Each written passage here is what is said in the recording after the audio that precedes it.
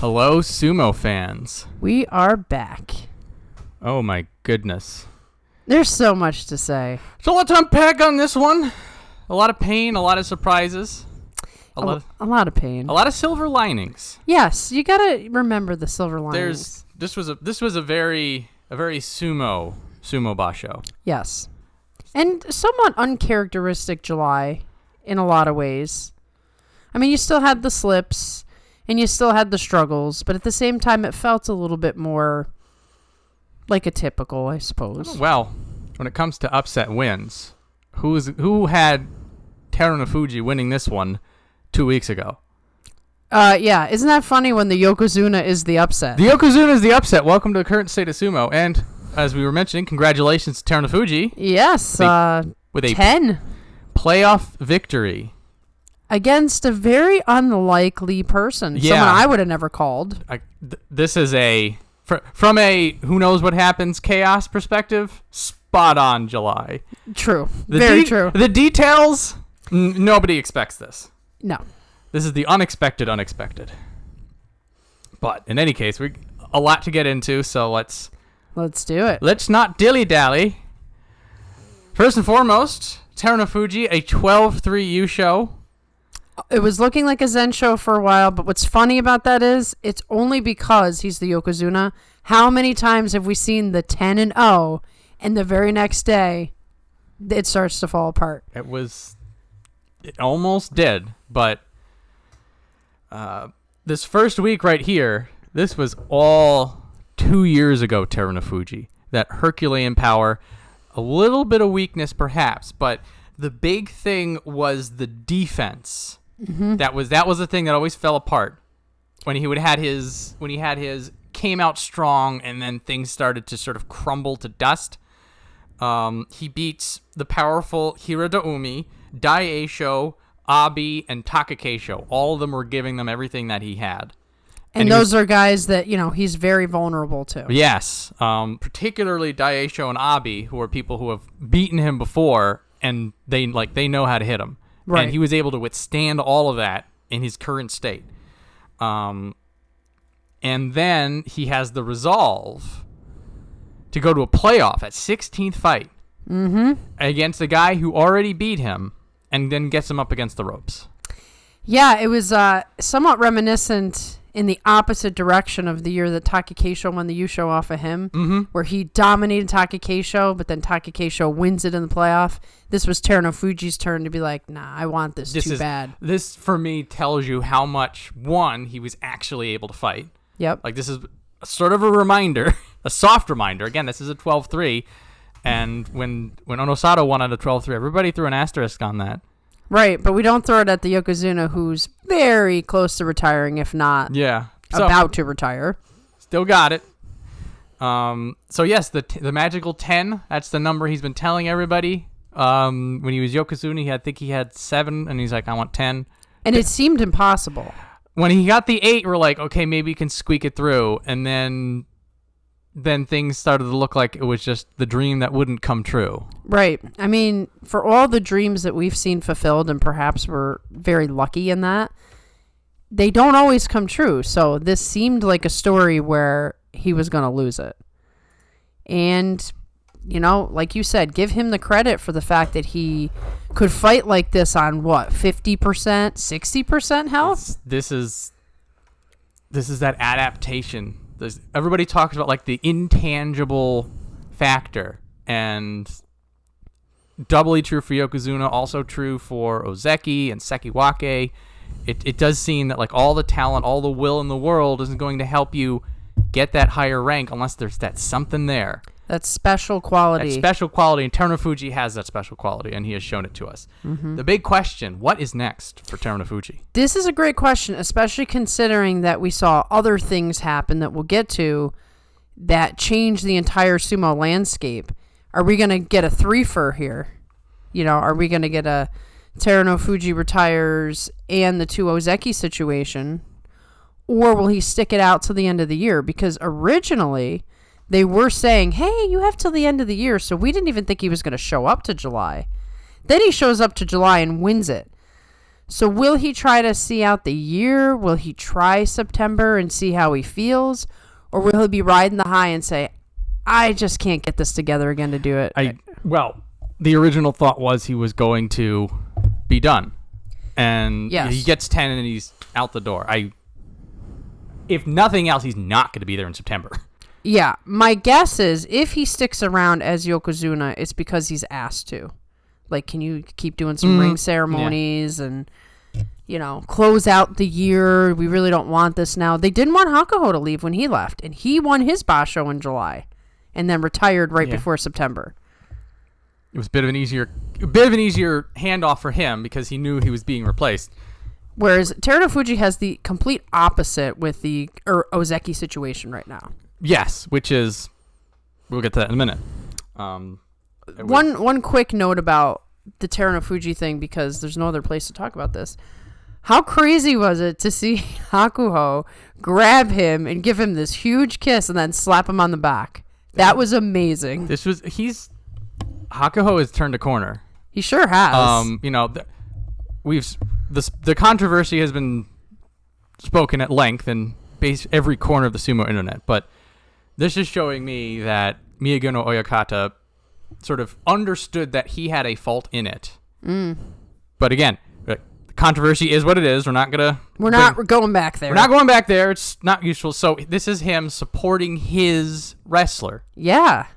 And also, Hakuho and Terunofuji, I think, had some beef. They were a fierce rivalry, especially when you see how they ended Hakuho's career together in the ring. To see that much passion for Terunofuji getting it, that was pretty touching. It was heartwarming, not just to see the support for the Yokozuna, but to understand the growth that both of them would have had to have done to have that moment. Yeah. So some beautiful things to end a lot of the heartbreak. Yes. I was really hoping that we would get some big shining star at the end, because there were some punishing days in this tournament. Yeah, this is silver lining. Find it where you can. And sort of enjoy it, because we don't know what's going to happen with Terunofuji. So, for the next couple of days, we can ride the high. The Yokozuna got his 10th. He's Dai Yokozuna now. All is well in the world until we have to deal with everything else. Yeah. So, September will be dealt with later. For now, let's just congratulations, Terunofuji. Well done. He's made his personal goal. Yes. No matter what happens from this point forward, he'll have that smile on his face. It's like, I did it. Yeah. I did it. And I did it in a way that nobody could contest. It was almost better that he had to struggle at the end there, because it just showed you that he could do it. I think it's win-win. Yeah. If he got his 14-1 and it was nice and clean, everybody will be like, yeah, that's the way we remember him. This shows us the grit. This shows us that he did want it. And it shows you that he's still not who he used to be. A little bit. Yeah. A little bit. But that's perfectly fine. So next up, Kotozakura with the 10-5. This last second half of the week was very weird for the top two Ozeki. Yes. Because Kotozakura looked like he was going to be the guy who was sort of top Ozeki, holding the line, and then Hoshoryu's still a little further behind in terms of getting to Yokozuna. And then Hoshoryu beats Kotozakura, and Kotozakura loses 3 very important matches that takes him, if you'll notice, out of the Yusho Reishi. Yeah, and this is somewhat of a pattern with the Ozeki in general, but particularly Kotozakura and Hoshoryu have had this sort of, it's almost in their hand, and they let it slip out. They let it slip out because for me, the loss to Kirishima and the loss to Mitakeumi were ones that you can see that either the enemy was able to dictate pace better or his own focus just wasn't there. And you can sort of tell, it's like the nervous sumo for him.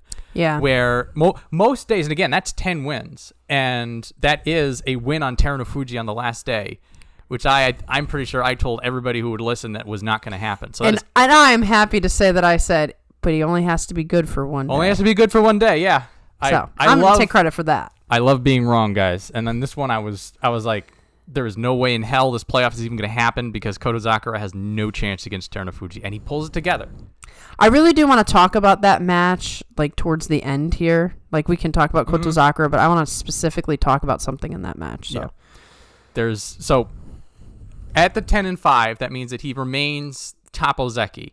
And with Hoshoryu getting his injuries, it always felt like sort of an asterisk. Mm-hmm. It's like, oh, he's not, Kotozakura sort of got it handed to him. But that last day, he earned it.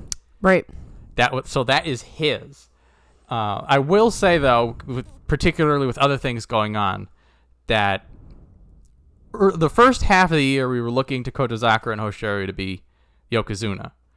And now my focus for now is let's just be happy that we have two strong Ozeki who are showing consistency. Yeah. If not, so neither of them are ready. This was what we were hoping we would see out of either of them. Neither of them are ready. Now, September, November, maybe one of them goes on a tear. Right. But maybe this time 6 months ago, we were talking about this and we felt like one of them was going to pull it together. Right. But the truth is, this came up a lot and it'll be discussed later on. But, Shodai was somebody who benefited from just having a couple of good tournaments, and that's how he became Ozeki. We really don't want an Ozeki to become a Yokozuna that way, if possible. Yes. So it's kind of good that they're falling out this way so that they know what they need to fix, because to be Yokozuna, you need to be able to beat everyone. You need to be able to Zensho Yusho, even if you don't do it. And Kotozakura certainly isn't there yet. I think for Kotozakura, this consistency is what's key. And then if he keeps working on it, the results will follow. It just may be a little longer than we all had hoped. But it's good news because these kids are young. Right. I mean, you got to give them time to develop. And hopefully, he's going to take the momentum from beating Terunofuji on the last day and affecting the whole race. He gets to be like a huge part of it. Exactly. Maybe he can take that into September and do something. And it's going to matter, of course, if Terunofuji retires. When that happens, it is going to have an overall effect on everybody. Some people are going to put more pressure on themselves. Some people might feel less pressure because they know they are now the top dog, who can defeat them. But we'll see. We'll see. So, like you said, September is going to matter a lot. But speaking of that last day match, this is so funny because when I was discussing this, I believe on the live stream on Wednesday night, I said Terunofuji has to be careful with Kotozakura because he cannot Kimidashi him. And what did Terunofuji try to do? Kimidashi him? Mm-hmm. You know why he can't do it? Because Kotozakura is just as big and just as strong. And so Terunofuji was trying, once again, cheating a little bit, in a sense. That's why he got his first loss. Like, he's so much bigger than a lot of these guys and way stronger and way more talented. He got caught trying to do something that was never gonna work. And kudos to Kotozakura for just pulling the arm right out and showing him, no. Can't do it to me. Some of this is Terunofuji probably in survival mode. Of course, yeah. But he's dying at the end of this tournament. Dying, yeah. He's gonna be in pieces. He's probably really thinking like, do I really want to do this again? I don't know. Doesn't seem worth it. Yes. But anyway, kudos to Kotozakura because as soon as he clamped the elbows, I'm like, no, this isn't gonna work. It was beautiful. So thank you for that, Kotozakura. Yeah, well done, Tapozeki, and tempered expectations for September, but it does feel like he's the one who's going to have the momentum going in. He certainly is the guy who looks the most possible to do it if he can just figure it out. Next up, Hoshoryu with a 9-4-2, which is basically a 9-6. A lot of his brand of sumo. I think it was when he was fighting Abi. Abi just bends him into that backward C. But then Hoshoryu does his physics-defying, going to somehow absorb this ridiculous amount of power and then reverse it at the edge. How funny is it to do that to Abi, the guy who usually does that to everybody else? Usually. So, when you're watching a Hoshoryu match, you're going to be entertained. Because he can do so many different moves, and he's got that sumo ring sense that if he is in a bad position, he still could beat you. So he's so exciting that you feel like he should be able to become Yokozuna. Yep. He's getting there. But as we always say, and this is still the case, it's these oversight losses, particularly Atamifuji and Gonoyama, who are people that have no business beating Hoshoryu. Yep. Now, for Gonoyama, that is an interesting rivalry going on that they tend to go back and forth. That Hoshoryu, like Gonoyama blasts Hoshoryu into orbit one tournament, and then the next tournament Hoshoryu is ready for it and just embarrasses Gonoyama back. So maybe this is just the way the pendulum swings, but for both of them, it's just Hoshoryu, you cannot lose these. Well, a big problem for Hoshoryu is he starts off the tournaments just a little not like himself. It's almost like he is a better week 2 guy. Now, he can beat most people, so you're not going to necessarily see that in his score. I mean, he very easily... I mean, he changes this whole race, too, if he's in it. Terunofuji was really, really, like, at the end. You know? So, it's just a shame that the injury happened, but if you look at that first week, those 2 losses in the first week, isn't even Kirishima in the first week? Technically. No, Kirishima... Maybe I'm willing to give him somewhat of a pass on Kirishima because that's a Sanyaku, that is a former Ozeki. Oh yeah. Again, it's and Kirishima was in desperation mode. Kirishima had his back to the wall. Kirishima was trying everything he could. Technically Hoshoryu should still beat him, but like it's Kirishima. Right. That's not the one that we try to break down and say, what happened there, buddy? Exactly. He does get the win over Kotozakura, which does sort of those 2 guys are sort of trying to sort of go after each other. Which one's going to get the rope first? Who's a little better at Ozeki? That is a nice little rivalry. This actually injures him, unfortunately. Yeah, so another point on that is that Kotozakura, with his sheer size, when these smaller guys or guys who can't just blast them out, in the case of Takakeisho, when they try to do things like throw him, they get hurt every single time. So even just his physical presence is going to be a problem for Hoshoryu. I mean, they are going to clash forever. So he's going to have to find a different way. You can't keep trying to throw him like that. Or throw him cleaner. Do a different, he do the thing where you brace with the leg. I forget what that's called, but you like lift the leg up and do the throw. Yeah, he's the done judo those. Throw. He's done those. You do what he did to Shonanoumi and do like a back trip. Right. I feel bad for Shonanoumi. It's just like he just embarrassed him. But that's the Hoshoryu sumo that we like, and I mean there is a sort of those last 3 days does sort of put a question mark. Could he have gotten it back together? Could he have taken a crucial win? Right, from different people. Hoshoryu, unfortunately, this same thing happened, 2 or 3 tournaments ago? I believe so. Where he ends up pulling out right at the end? Yep. And he was going to, look at that. It was January. And once again, he was going to have some sort of effect. It was the very last day of the tournament. He was, so he loses the Kirishima and he turns his ankle in the loss and then gives it up at the very, very end. So this is him just getting injured. Yeah, well, he's pushing himself a little too hard. Right, so he's got the aggression and the desire. Don't become a Takakeisho, man. Like, seriously. When you're fighting these bigger dudes, just be careful. Yeah, but so much potential there. Yeah, it feels like it's not the kind of injury that's going to bench him in September. I think he was still walking around. It's just he wasn't. Basically, they probably a smart move, really. I think if I remember correctly, I think him and his coach sort of looked at the landscape and they're like, "You're not getting the Yusho. Right. You're injured. You're just gonna make it worse. Right? Why pack it in? Wreck your whole career just for a possibility of a Yusho? Yeah, and this is ultimately what we want, even though it sort of does put a hamper on it. Expect Hoshoryu to be riled up, but he's supposed to be riled up in July, so.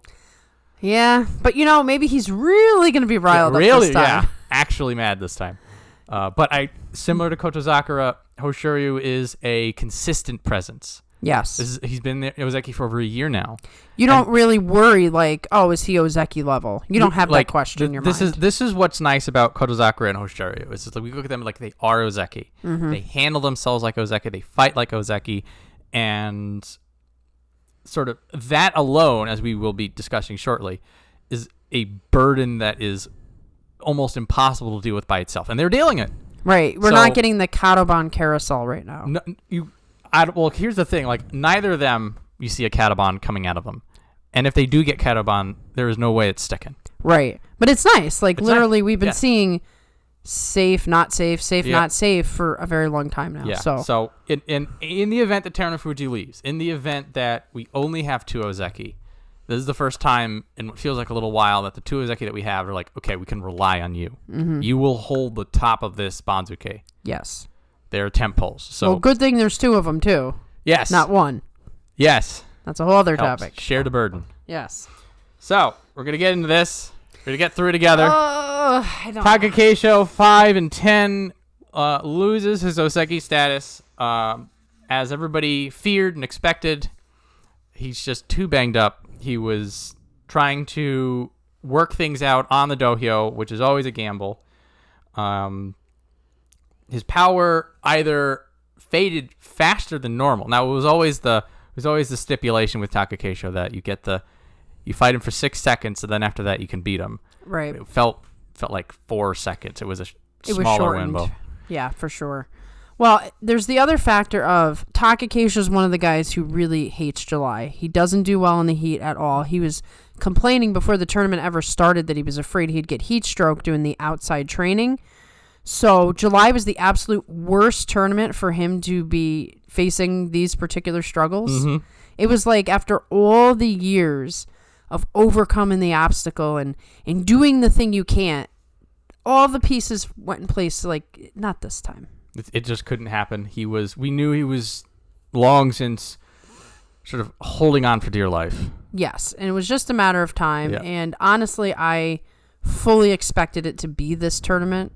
I just didn't want to watch it happen. It had to happen sometime.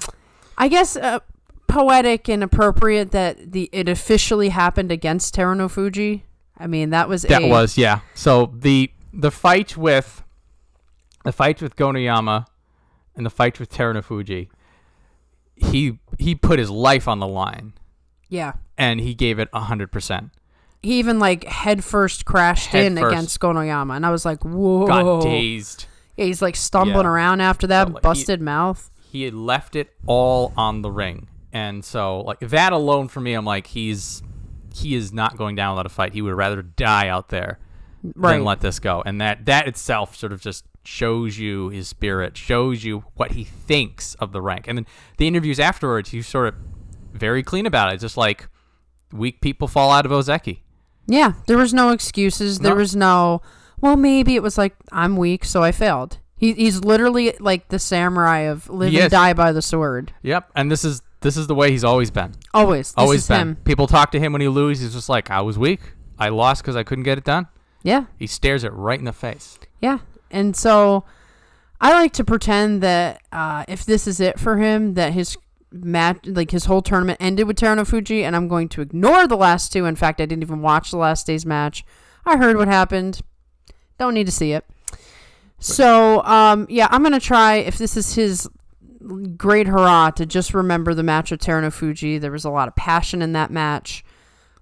When it ended, Terunofuji kind of gave him the sympathetic look. Yep, Terunofuji, known for destroying people and walking away like it's nothing, or for looking at people like, did you really think this was going to work? But there was a connection between the two of them when they bowed and went away. And Terunofuji looked at him with a sort of a, had to be one of us.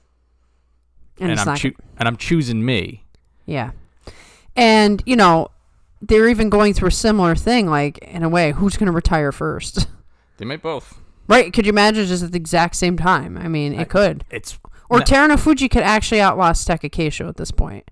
Well, at time of writing, Takakeisho said he wasn't going to announce anything until after the tournament. And his coach said he's going to keep fighting. Now, the coach is always going to say these kinds of things, particularly if you talk to them. it makes no sense to me that these reporters go to him and like, oh, is he going to retire? You're on day 12, dude. Right. Why would you ask that question and actually expect an answer? They're just prodding at it. It's like scandals don't get announced until the end of the tournament, guys. Right. This is not going to be told before the end of the tournament. Even if he was thinking about it, he's probably like, no, I'm not going to do it now because you asked. Yeah. Yeah. Well, I mean, if you look at something like when Chiyotairyu retired, like in the middle of it, that was not normal. He probably did that so no one would bug him at the end of the tournament. Like, oh. They probably asked him every tournament for the last, year, are you retiring? Are you retiring? Yeah. He just walked away. But if this is the last we see of him, he's leaving behind a legacy of years of consistency, of dominance, of performing and sticking around when nobody else could. And just that pure sumo spirit of never say die until I'm dead. Yeah, basically. Never say die. His dying breath, he does not say die. Yeah, so he's definitely one of my favorite athletes that I've ever followed because of that. I saw him come up from the very beginning, my very first wrestler that I watched come up. And if you could have seen him when he first started off, just those first couple of years, he's a different man than we see today. He was just like one of those guys who comes in real fast, hard and heavy, and he's out just as quick. But we have two scenarios here that I've been looking at. There's the Goeido way to retire, and there was the Kakadu way to retire. And I feel like Takakeisho could fall into either camp. Probably. So the Goeido way was Goeido, he loses Ozeki rank. His next tournament, he could have done the Ozeki Wake thing, and he was in his hometown, and he's like, no, I'm going to retire just in time that I never appear as anything but an Ozeki on the Banzuke. And he was done. Kakadu had been out for quite some time, and he was trying to get himself back in. He said, I'm going to be in this tournament. He's halfway through his training, and he quits in the middle of a training session. Like, this training session's not going well, and I'm not going well. I'm done. I think, and that's sort of, it's close to Goeido in the sense that Kakadu never made that next tournament, but there's a difference in thought process. So Takakeisho, and then there's obviously the third option where Takakeisho says, you know what, I got one more shot, why not try it? But even in that same interview, he said, I know that I'm not the same fighter as I was before. Getting 10 wins is not going to be an easy thing. And we know that. He couldn't even get 8. So really, we're just going to be sitting around waiting and waiting and waiting and waiting. And perhaps he does show up in September, but he might be flip-flopping on the decision right up until 5 minutes before the tournament starts.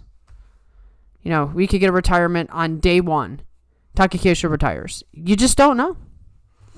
So, there's nothing more to say. Nothing more to say. We're going to cut it right there. Abi, Sekiwake, 8-7. That Fusensho to Takayasu looking real convenient, but always. But I will say that Abi is working through it. Absolutely smokes Mitakeumi. Mitakeumi we'll get into in a little bit, but was a really interesting, really back and forth, more effort than you expected kind of a fighter. So this was not a given. Fights Meisei and Daieisho, which I believe are both losses, but brawls it out, hangs in there with the big guys. And I feel like that's impressive because Abi's also a very short-term fighter. Yes. So to get these drag-out brawls out of him shows that he's digging it in. For Abi, it seems to be that his signature style is becoming... Well, he still has the crash-out power, but it's more how he follows up on things. Mm-hmm. When he was fighting Ura, God bless Ura gets him staggered and then charges him. And Abi's reflexes, that follow-up, that instinct, is so fast that he recovers from his own stagger and then counters Ura coming in before Ura can even come in. That is the fascinating thing about Abi, for sure. Dude has a quick draw that was ridiculous. Does that to Kotozakura, by the way. Mm-hmm. And say what you want about Kotozakura's lack of focus. Kotozakura does not lose on the draw. Abi makes him lose on the draw. So these are some very impressive, important wins, not on the Abi A, And I would say not really an Abi B. Like, he does do some Abi B. He pulls himself out of a couple of matches. This is sort of what's keeping him here at the 8 and 7. But there's almost like an Abi C being generated here.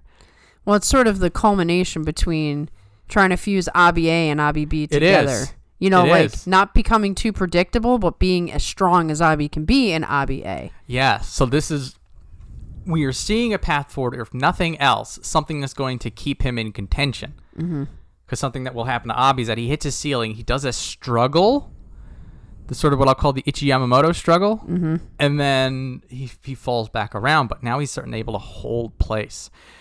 That being said, with an 8 and 7, that is not an Ozeki run, and there are some people that will just always beat him because of the way he fights. Yeah. So they're bad matchups. They're bad. Like Wakamotoharu, really good on defense, sturdy. Terunofuji might not be an issue forever. Might not be an issue anymore, but definitely exploited them. Hoshoryu with that crazy defense. So like people who can withstand his power and are as fast as him or can sort of read him, that is what he needs to work on now. What would you say he could do if he wanted to beat someone like Hoshoryu? What would be the plan C? This is sort of like he's working through it. Mm-hmm. So like for Abi, like the thing is like he puts everything in an Abi A. Mm-hmm. And this is sort of the Hokutofuji, the Takakeisho, the Daieisho issue. And what is interesting about all these people is how they evolve that, okay, push doesn't work now, what do I do? For Abi, it does seem to be these follow-ups. So if Abi was able to sort of in the moment have the presence of mind to say, I have him bent into a C, but he's not going to go, to then go for the belt, to pull backwards, which he's done. Yeah. Lateral movement. Yeah. Push him out from the side. Movement's always been one of those things with him. Like, he does move well, but sometimes he's getting caught flailing He's a little flaily. He's a little slippy.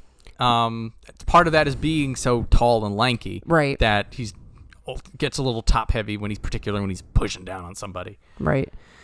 Yeah. The other thing about Abi is I think he was pretty beat up.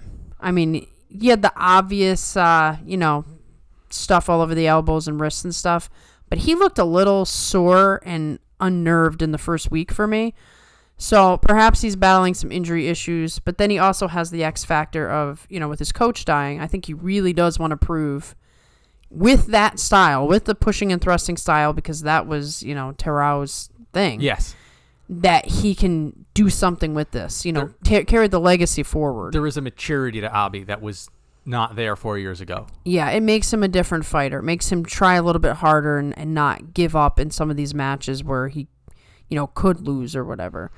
So he's going to be a complex fellow for a while. He's evolving to something else. For the short term, I see him as finally settling into a Sanyaku mainstay, which was something he wasn't capable of before.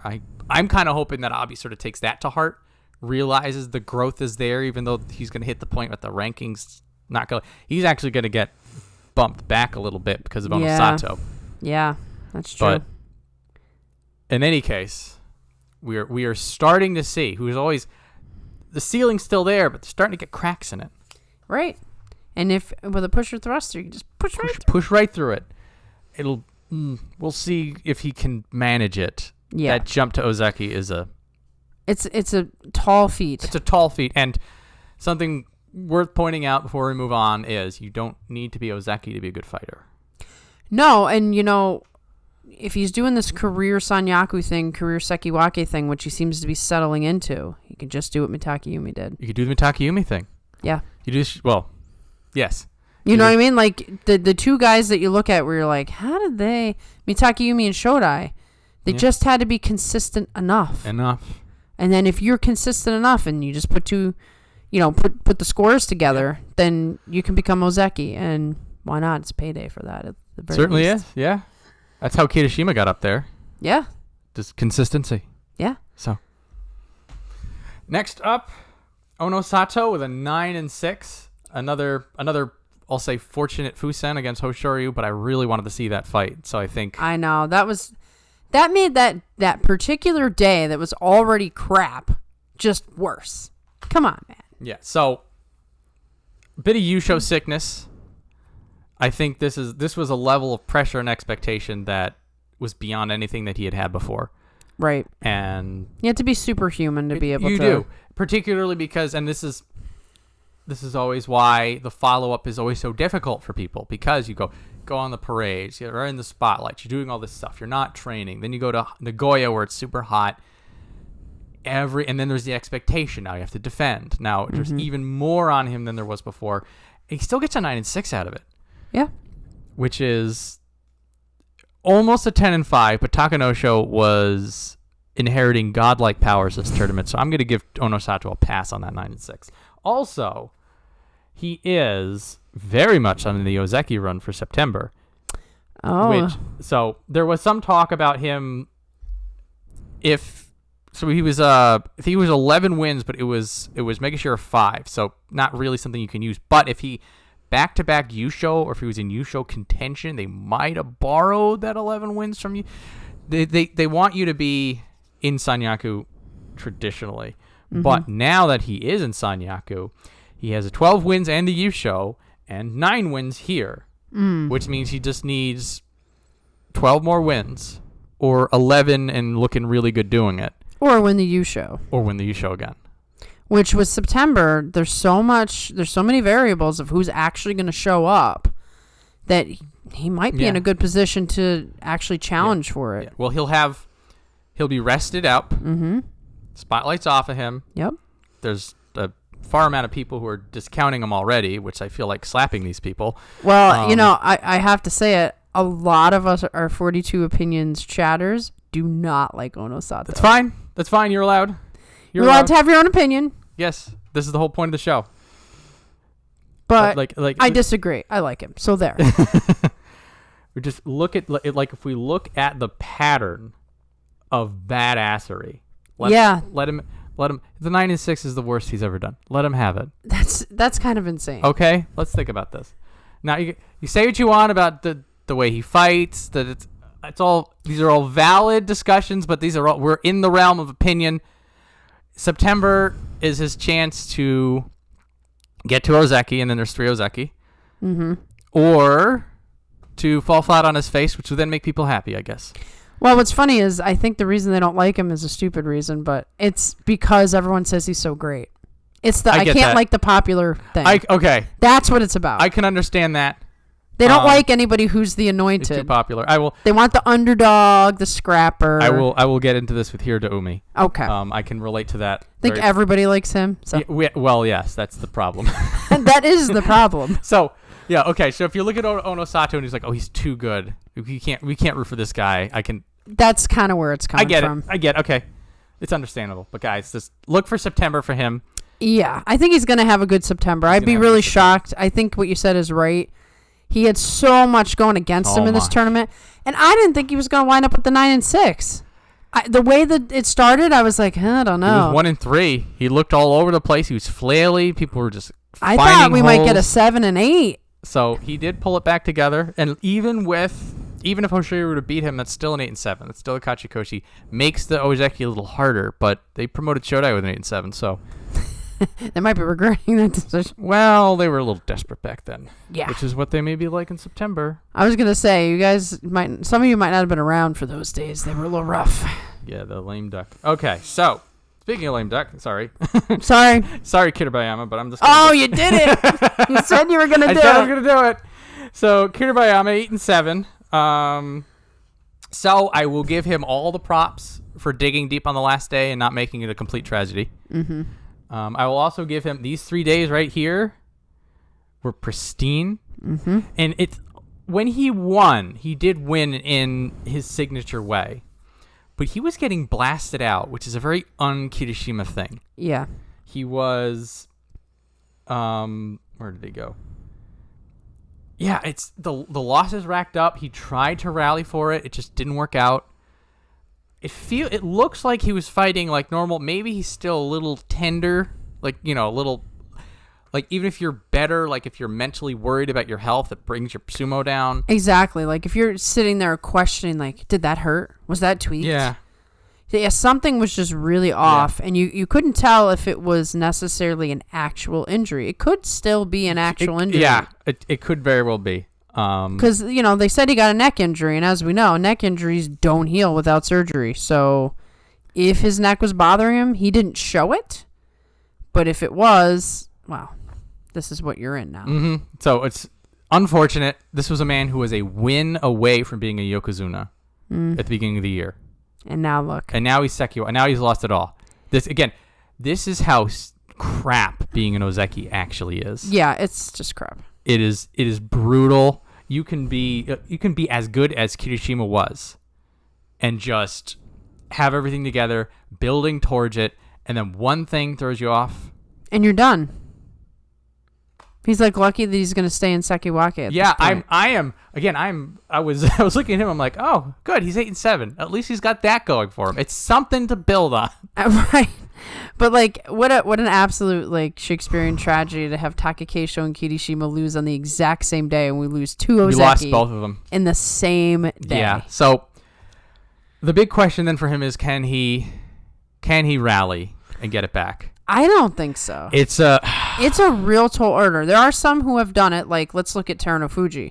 He was Ozeki when he dropped all the way to the bottom and made this insane. But he's such a special guy. Terunofuji is the exception to so many rules. Tochinoshin did it, but Tochinoshin actually did Ozeki Wake. He did. He got the 10 wins. Once he dropped out, that was it. He wasn't coming back. So I see more of that path forward for Kirishima, where maybe he hangs around Sekiwake, but I don't see him getting back to Ozeki. It's so... right now, I don't see the path forward. I will give Kirishima... compared to others who have fallen from grace, compared to Shodai, compared to Mitakeumi, compared to Takayasu, compared to Kotoshogiku. When these people fell out, they fell out in a way that they were just dumped out of it. They were and just thrown to the curb, and then they continue to tumble down. If Kirishima in September can at least stay in Sanyaku, even if it's a 7 and 8, even if it's just barely clinging on, it's maybe something could come of this. It's possible. If anybody could do it, it would be him. It's so bleak. It's bleak. It's bleak. It's bleak for Wakatakakage, too. Wakatakakage looking badass. He's looking badass, but yeah, Wakatakakage's got to do the same thing. He was Ozeki dropped. Has to do the whole run. He never made again. Ozeki. Oh, that's right. He didn't make Ozeki. He was close to Ozeki. He could reach out and touch it, but just couldn't reach far enough, and then tears his ACL. So there's a very valid point that close enough is not close enough, and that he never got the rank. And I'm like, it's valid. So for Kitabayama, he needs to get. I'm doing it. I'll do it now. I can get it out of my system. You have to do it. You said you would anyway, so I just am very amused by it. I am. A lot of this comes from personal pain because I wanted it for him. I know. I wanted it for him. I'm a Kirishima fan. There's a lot of personal pain to go through right now. Tearing up a little bit. I can't do this. I gotta move. We gotta move stay on. positive. Okay. Daieisho 8-7. Oof. Rough tournament for him. That last day against Oho actually sort of hit a lot of alarm bells for me. And by the way, Oho 9-6. Okay. I just got done saying how this was a normal tournament, and I'm lying because things like Oho getting 9-6 was weird. Okay, this is the textbook definition of you look at the scores and you forget the tournament and everything looks like things happened the way they should. Once you get into the details, you realize how much of a weird car crash this entire thing's been. Yes. So Daieisho right here was 5-2, looked like everything was fine. And even you get to here, he's 8-6 after a few losses that you don't understand where they came from. So he is working on his mobility. His Achilles heel is the heels, and falling over and slipping. And to his credit, no slippy otoshis. He was exploited on angles. A lot of his. So here's the problem with him. A lot of his matches are really close, which is very exciting and fun. And it means that every time he's fighting, you're like, he's got to give it his all. But the thing is that sometimes he's a half step ahead. Sometimes he's a half step behind. Right, and it creates these issues with the consistency because if you're always on the knife's edge, That's the consistent factor for him. Yes. My match is going to go either way every single time. A fun watch, and I love Daieisho, and Yeah. I want him to do well. And 8-7 means he's staying in Sanyaku. Yeah, Which so we can be happy about that. He's back in. We look at Wakamotoharu, which also pains me. Like we expected him to bounce back, and he did not. He bounced like a deflated basketball.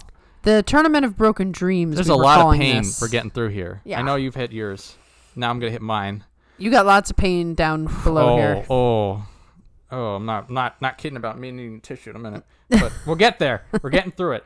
So what I'm taking away is a positive. Wins over Abi, Meisei, Hiradoumi. These three right here.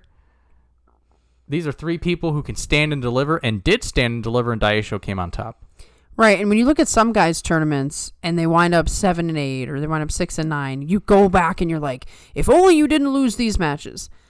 Daieisho made sure to win against who he needed to win against. 100%. Also, the win against Kirishima, who's somebody who has his number. Yep. And he hung up on him, which was great. Day one a win against an Ozeki. Yeah. Who turns out to be 10-5. So, Daieisho definitely still the beast that we know him as. Yeah. And he probably got a little beat up in this tournament. A little bit. Yeah. There are... Just because, look at in the middle, he's fighting Hoshoryu and Terunofuji. So, yeah, these two are fights. These are going to be problem fights, Always going to be. Here's where things get a little rough for him. Now, is he slowing down? That's the question. Maybe the heat got to him. Maybe he's just like, I can't. He's just trying to get it done. Loses to Shonanoumi. Who was having a great tournament. A great tournament for a guy with Megashira double digits. Yeah. Okay. I give Shonanoumi all the props. I love Shonanoumi, and I'm glad now everybody else gets to understand what I knew all along, which is that he's pretty good. Loses to Oho. This match on the last day. This was Daieisho. This was Daieisho's chance to say, never mind all this crap. Mm-hmm. I'll say props to Oho, who stood and delivered. Yeah. Oho's turning into something. Mm-hmm. I will allow everybody everywhere to hate Oho. It's valid. I want to hate Oho, but he won't let me. It's a pride thing. Anyway, Daieisho is going to stay in Sanyaku, gets to hold the line. So, charitably, there's not really a big difference between 8-7 and 9-6 for him anymore. It is either you get 10 wins or you don't. Right. Well, I think there might be something valid to what you said about the heat. I mean, we knew some guys can't handle the heat, and pusher thrusters suffer from it the most. To be fair, you've said it first, but continue. Oh. I don't remember anymore. You know that I'm in mourning right now. Yeah, yes. I won't be able to function quite right probably for a few months. We'll see how everything drags out, but for at least a few months, I might be a little off. But anyway, I think the heat does play a factor for Daieisho, and I always want to just take July and say, forget July. It hangs in its own little space, and weird stuff happens, and some guys that do really well never do well again, and some guys who do terrible forget about July and do great the rest of the year. Mm-hmm. I think that's Daieisho for sure. Yeah, but we'll see. I'm glad you brought this up. There are a few people that you look at them and they're like, just ignore July.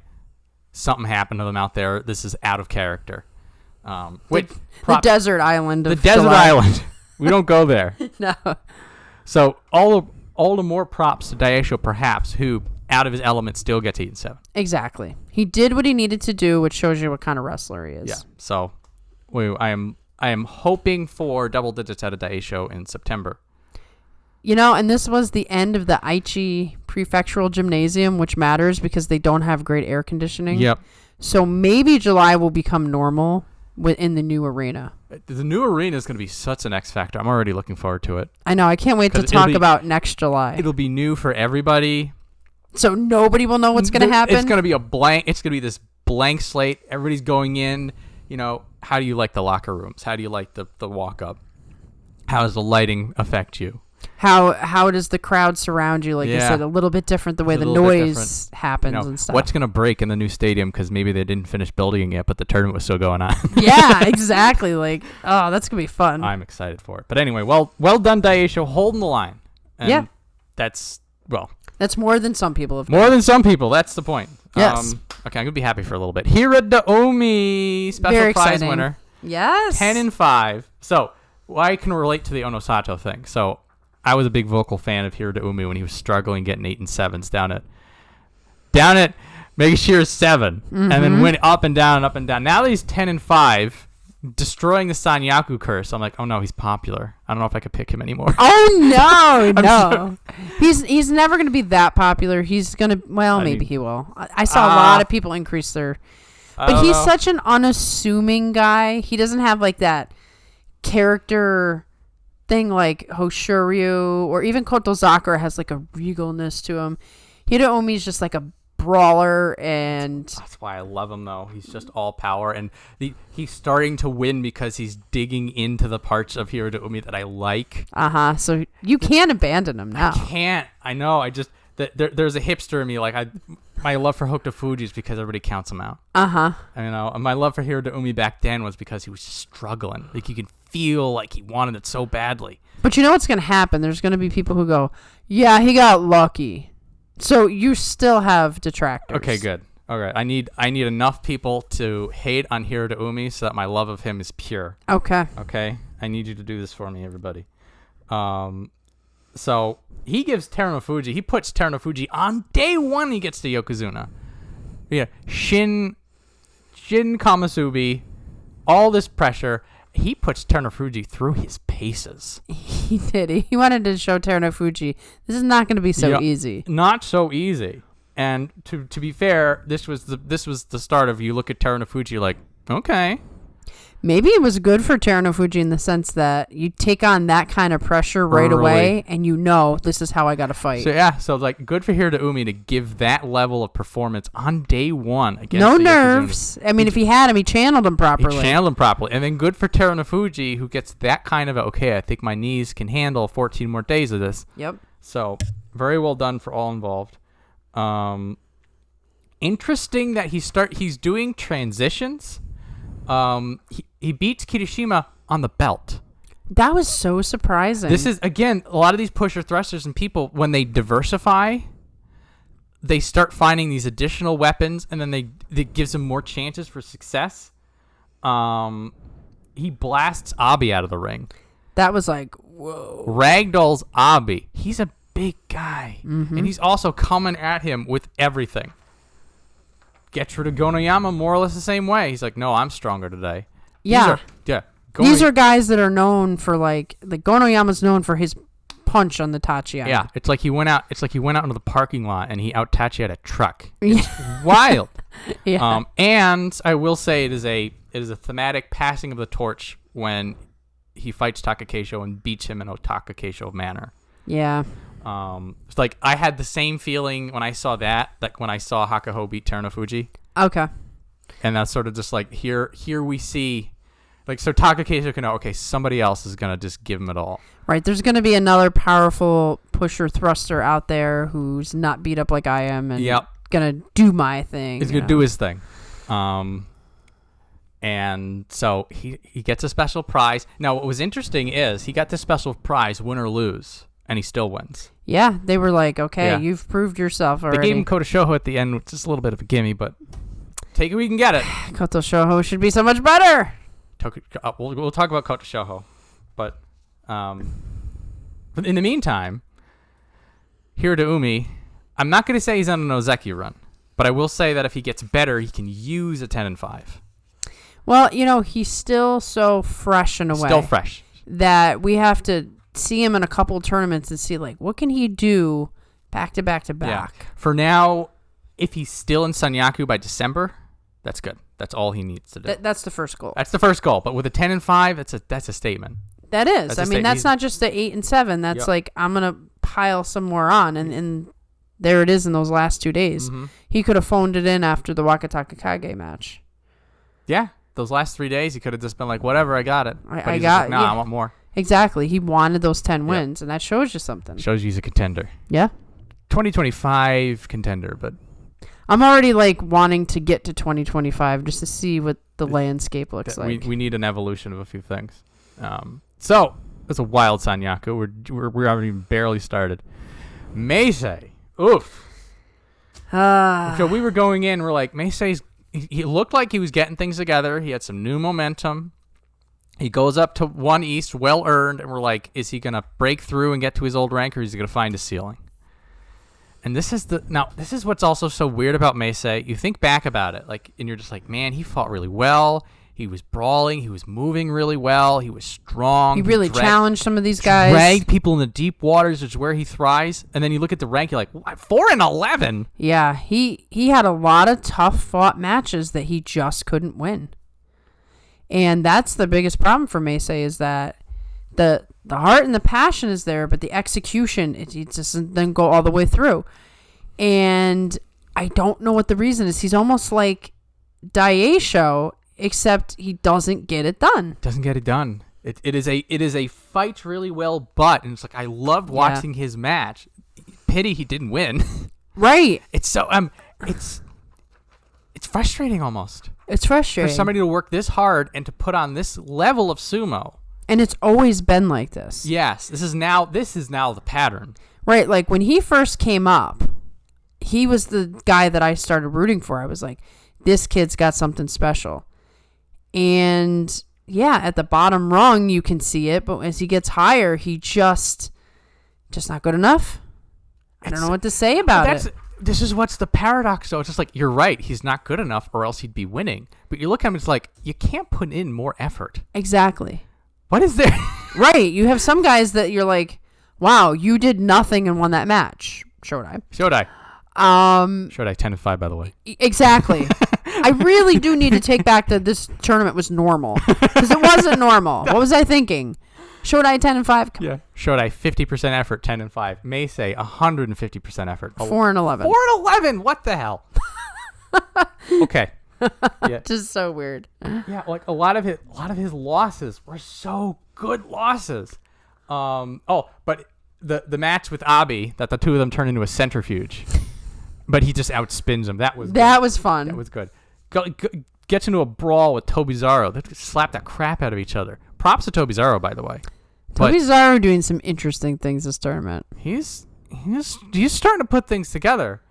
And so like you go to Meisei and you're like, what do we recommend? What do we write on the doctor prescription pad? Right. What would we tell you if we, could tell you a thing and it would actually be the thing? You couldn't say try harder. You can't say try harder. You can't say get better training partners. He's with Hoshoryu. Trip people? Maybe he needs to get weird. I think that's it. I can't. Maybe he's just too predictable. Like they know that he's going to do all out and they're just waiting for a moment for him to slip up, or they're waiting to redirect. Maybe he needs to like all of a sudden just grab a belt when they don't expect it and, throw a leg. Be Tobizaru, just pull at body parts trying to rip them off until somebody falls. Because that's basically what Tobizaru does. If Meisei starts September with an Ashitori, we will know. It would be so amazing. September is my favorite tournament of the year, so I really hope we get some really good sumo. Okay. Meisei, I love you. I want you to do better. I don't know what to do. It's not your fault. It is, but it isn't. Well, he's going to drop pretty significantly down, so he should have a good tournament. Well, he's going to drop into a place where he's going to be comfortable. Right, you should be able to beat those guys. He doesn't want to be comfortable. No, but maybe that'll fuel him up and he'll get in a Yusho contention or something. I don't know. Yeah. Run some people out from the back. Do something crazy. Yeah. That's all I can think of. I'll work on it. I'll think. So, Atamifuji. 7-8, another one of those.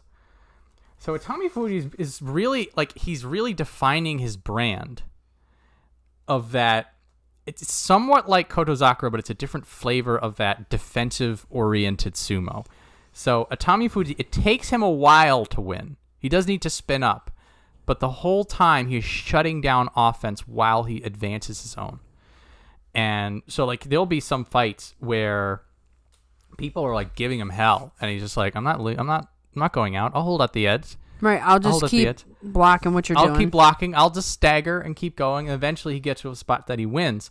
I will say also, to win the 3 days, he was 4-8, and he ends 7-8. That's him. That's the grit.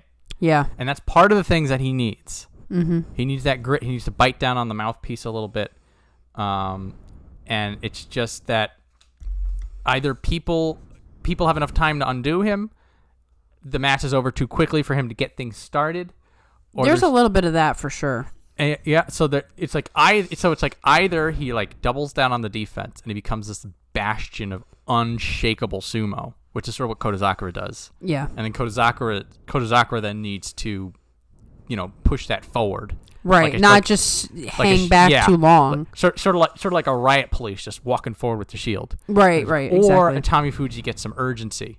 You can, and then if you look towards Takerufuji, you look to Midorifuji, you look to Terunofuji, guys who put the pace on. Yeah. If he gets that kind of a work rate going, Atamifuji has become dangerous overnight. Well, it's interesting because he has no lack of training partners that he could study with, work with. I do think there's some level of he rose too quickly for his mental state. Maybe it. We talked about that a little bit on the Sunday Morning Sumo show. He just maybe feels the immense pressure of being in a stable that is as insane as Isagahama. Yeah. And maybe he has a little bit of imposter syndrome or something, but he's got to get that out of his head because he is a good fighter. And he needs to, like you said, if he's going to be defensive, fine, but push forward. Yep. Because he's so close with the 7 and 8. Like, all he had to do is beat Kirishima. And then he's an 8 and 7. Yeah, beat any one of these people. And yeah, and this is also something to keep in mind, how close he is. If you look around him, there's a 4 and 11, there's a 6 and 9, there's a 5 and 10, here's another 6 and 9. So a lot of the people around him are just dumped out. And he is holding the line. Yeah. Losing ground a little bit, but saying, I belong exactly where I am. I mean, he'll probably go to Maegashira, too. Yeah. Oh, he's just going to half rung down. Though, this top is kind of a wasteland. We're going to get to that in a bit. Yeah, it is. There's going to be another messy Guess the Banzuke, because if you want somebody with a positive record, you're going to have to go down to Maegashira 4. Yeah, this is going to be one of those. And then if you want a second person, you're going to want to go down to Maegashira 6. Oh, man. All these people here, just not a single winning record. Wow. 2 of those people are injured, but that's anyway. Part of these. So, I will say good effort, good progress. I will stop short of saying well done. Yeah. But he's very close to a well done. Yeah. And maybe September. You want to talk about people with fans. Oh, yeah. Well, he's got a cult following. He certainly has a cult following. And well deserved. They will cut you if you say anything about him. Yes. So rest assured. I'm a fan of everybody in the Banzuke. Yeah. Due to my stupid disposition, but I believe in the Ozeki Atamifuji. Okay. I think it's like what you said, a little too fast. Needs to catch up mentally. Yes, I think it's all mental. Let the technique, let the confidence build on what the body has given. Exactly. All right. So this is sad. Real sad. Wakamotoharu 6 and 9. This second week here, something happened to him. These 6 losses. This is not Wakamotoharu. This is distracted, injured. I think the toe really is bothering him. It might be. Because I think, as you know, in any martial arts, your positioning is half the win right there. And for someone like him who does things like ucharis and throws and stuff, he can't balance on the foot the way he wants to. He can't pivot the way he wants to. He's a very pivot fighter because of the way he does things. He's having a hard time overcoming the injury, I think. Yeah. So these three losses, Terunofuji, Kodazakura, Hoshoryu, whatever. Yeah. You look at these, he's 4 and 3, and his losses here are against people that he probably isn't going to beat anytime soon. That's fine. Then he starts losing to Atamifuji and Tobizaru, Mitakeumi. These are people that a Sekiwake Wakamotoharu would have beaten. Yeah. So this tells me that something happened to him. Maybe it's the toe, maybe it's the mind. Now, I have a tinfoil hat theory. He was trying to gauge how far down he can fall so that him and Wakatakakage share a rank in September. That would be cool. So he's going to him. So it's like he's got a calculator out, and he's looking at the score, and he looks over. He looks down the Banzuke at Wakatakakage. He's like, okay, he won today, so I need to lose. You know what? I like this theory better than the truth. And so that down here, he loses the Ichi Yamamoto, and then he's sort of just like, well, then I I better win the last 2 days to catch up. Yeah, if I lose too many, I can't lose too many. It'll come above me. Could you imagine, though, if they really do wind up together? That'd be cool. I might just do that on the Guess the Banzuke anyway. Why not? It's not like this thing is really... This is my fan theory that he just wants to be with his brother. Oh, but you know what? Then I'm okay with it.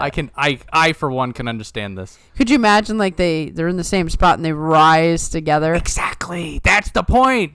They were so close right before the injury.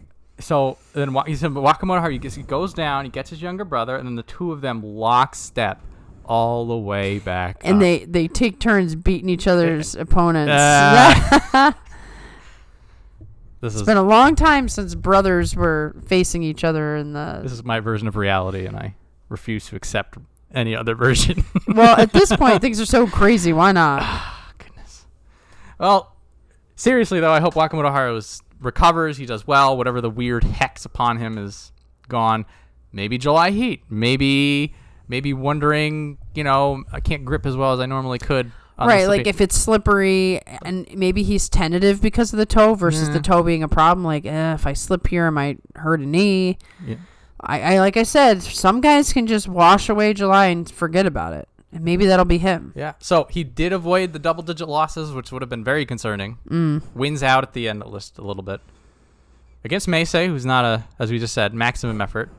And against Ryuden, which is a freebie. But unfortunately. Yeah. But the truth. He was 3-12. It was a bad day. Ryuden likes to do the whole 10-5. He's a ping pong ball. 2-12. All right. We'll talk about him in a minute. We're going to talk about Mitakeumi now. 7-8. Another mystery man. There was what I'll call the Sekiwake coming back. The career Sekiwake Mitakeumi who loves July. Yep, that's his tournament. 2 of his Yusho are from July, back when he won those. He likes the heat. He does. So he beats Onosato on day 1. Which made you think, okay, maybe. Okay. Beats Atamifuji by outmuscling him, by breaking down his defenses. This is good. Beats hardworking Meisei. Beats Daieisho. Outlasts Daieisho. So there was a fire in him. He wanted it. Yeah. He wanted it. This is one of the best looking 7 and 8s that you're going to see in this. So the off switch is still there. I think half of his losses were people just smoking him out in 2 seconds. And then him just gently walking out. Or just getting thrown out completely. Right. So that's still, I feel like that's sort of just going to be his Achilles heel. He just can't handle too much power on the tachi. But then there are some times he just eats it like it's nothing. Yeah. Just depends on the day. It depends on the day. It depends on how he's feeling. But 7 and 8 in this type of landscape up top here, that's not bad. Look at a lot of stuff we said about Atamifuji. Right. We're you have to bleed for a 7 and 8 in these top 5. The way that things are now. Yeah, and he showed just enough of the old Mitakeumi to remind you, this guy is a good wrestler. He's a good wrestler. Things have just not been his, a lot of things have happened, and it's just not going his way. Yeah, so I'll say I'm hopeful but concerned for September, because, again, July is his basho, so maybe this is him doing, where everyone else does a little worse in July, he does a little better. So if 7 and 8 is your best, then that's not good. I choose to look at the way he won, the wins over Onosato, Kotozakura, Daieisho, Shanyaku, and Ozeki both. Yeah.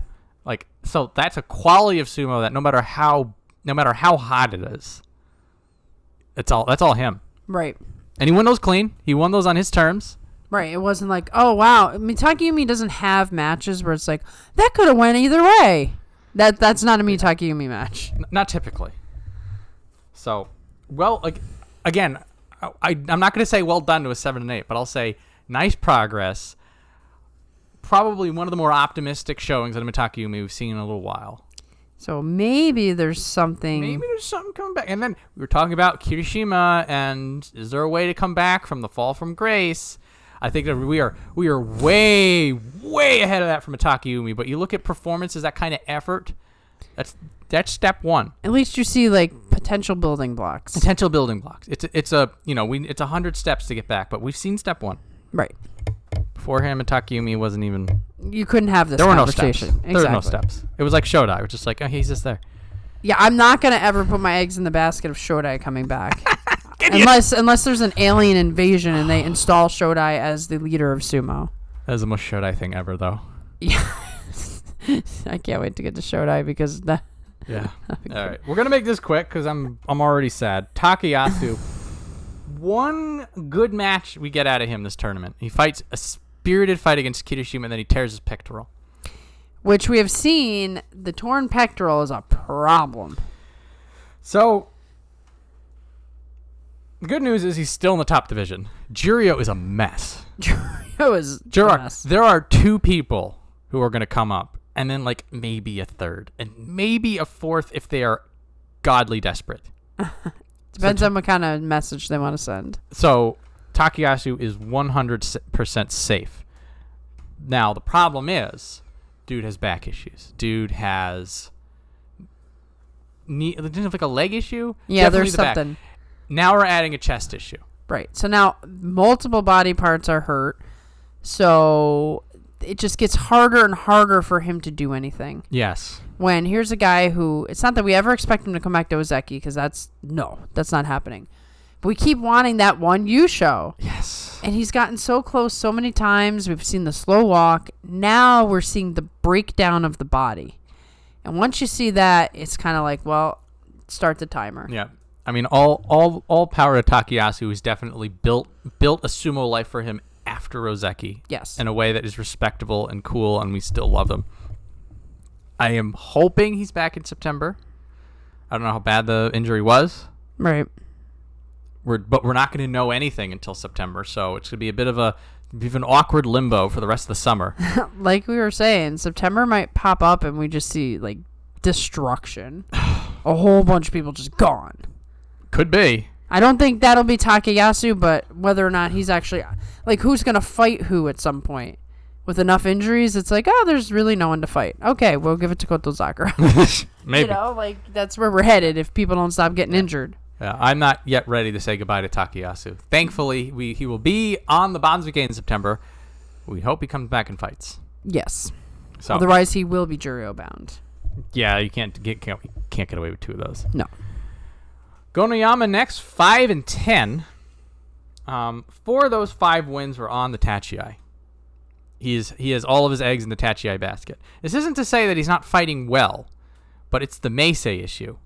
He fights well, but then he's outworked, or he's out-angled, or he's out-muscled, or he's just out something. Yeah, I keep saying this, and probably definitely the case for July. I think he needs to build his stamina. He just seems like a guy who runs out of juice. He runs out of juice.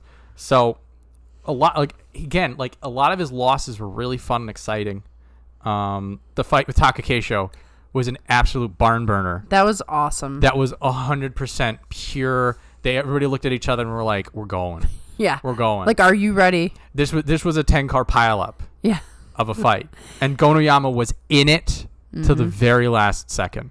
And I absolutely love that, because if you're going to go back and look at the last tournament, should this be the last tournament, you're going to want to remember that match. Yes. So Gonoyama gets that is a loss on the screen. But for Gonoyama's fighting spirit, for his power, for the quality of sumo he produced, it's a win. Right. So, but to your point, like Gonoyama, same thing as Meisei. It's just like you fight really well, you're fighting really hard, you're still losing. Now, for Gonoyama, the path forward feels a lot clearer than it does for Meisei, and Gonoyama is still newer. Right. He's still got a little bit of time, but he doesn't want to become the guy who's just a great training partner. Yeah, you don't want to be Terunofuji. Yeah. Actually, you do want to be Terunofuji. I take that back. You don't when you're this young. Right. If you're in your later years, be Terunofuji. Be Terunofuji 100% of the time. But like at this point, it's like he gets called out at all these practice sessions and everything else. It's like, let me test my ability against your Tachiai. But don't let that be who you are, because when you get in the ring, they're like, oh yeah, you're easy to beat. Yeah, he needs to sharpen that edge. Yes.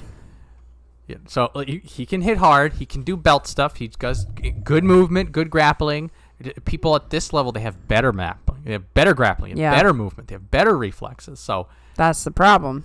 You hone that edge. Even if he just takes one thing to improve and improves that thing, he'll get some more wins out of that. Yeah. Either the stamina or, like you said, just be a little bit better at the grappling. A little bit better. I know from hearing from his coach Goeido that, like, I know that they're focusing on the push sumo, that they want it to be his specialty. Yeah, Goeido doesn't want him working on belt techniques. No, he wants him blasting people, and it looks good when it does. Well, which is kind of funny because, there's all the talk about one-dimensional fighters. But in Japan, that's kind of a thing you work towards. You work towards being good at the one thing before you move on to the next. You want to be a complete expert in your field. And then if you can add on things like the belt or trickster moves at the end, great. But that's why Goeido doesn't want him messing with the belt and push sumo. It's like, pick a thing, get really, really, really good at it, and then we can talk about maybe adding that in a worst case scenario. So yeah, he's still a work in progress, like Atamifuji, like Hiradoumi, like Onosato. These are fresh faces. They're only gonna get better. For him, he's gonna tumble down a little bit, which may be good. Maybe good for him. Mm-hmm. Maybe good for him. A little bit of humility and easier opponents to destroy. Yes. Some people's gonna be broken. Yeah. Any new guys come, it's like, sorry, buddy, you're gonna hit this. Tobizaru, the most Tobizaru ever thing.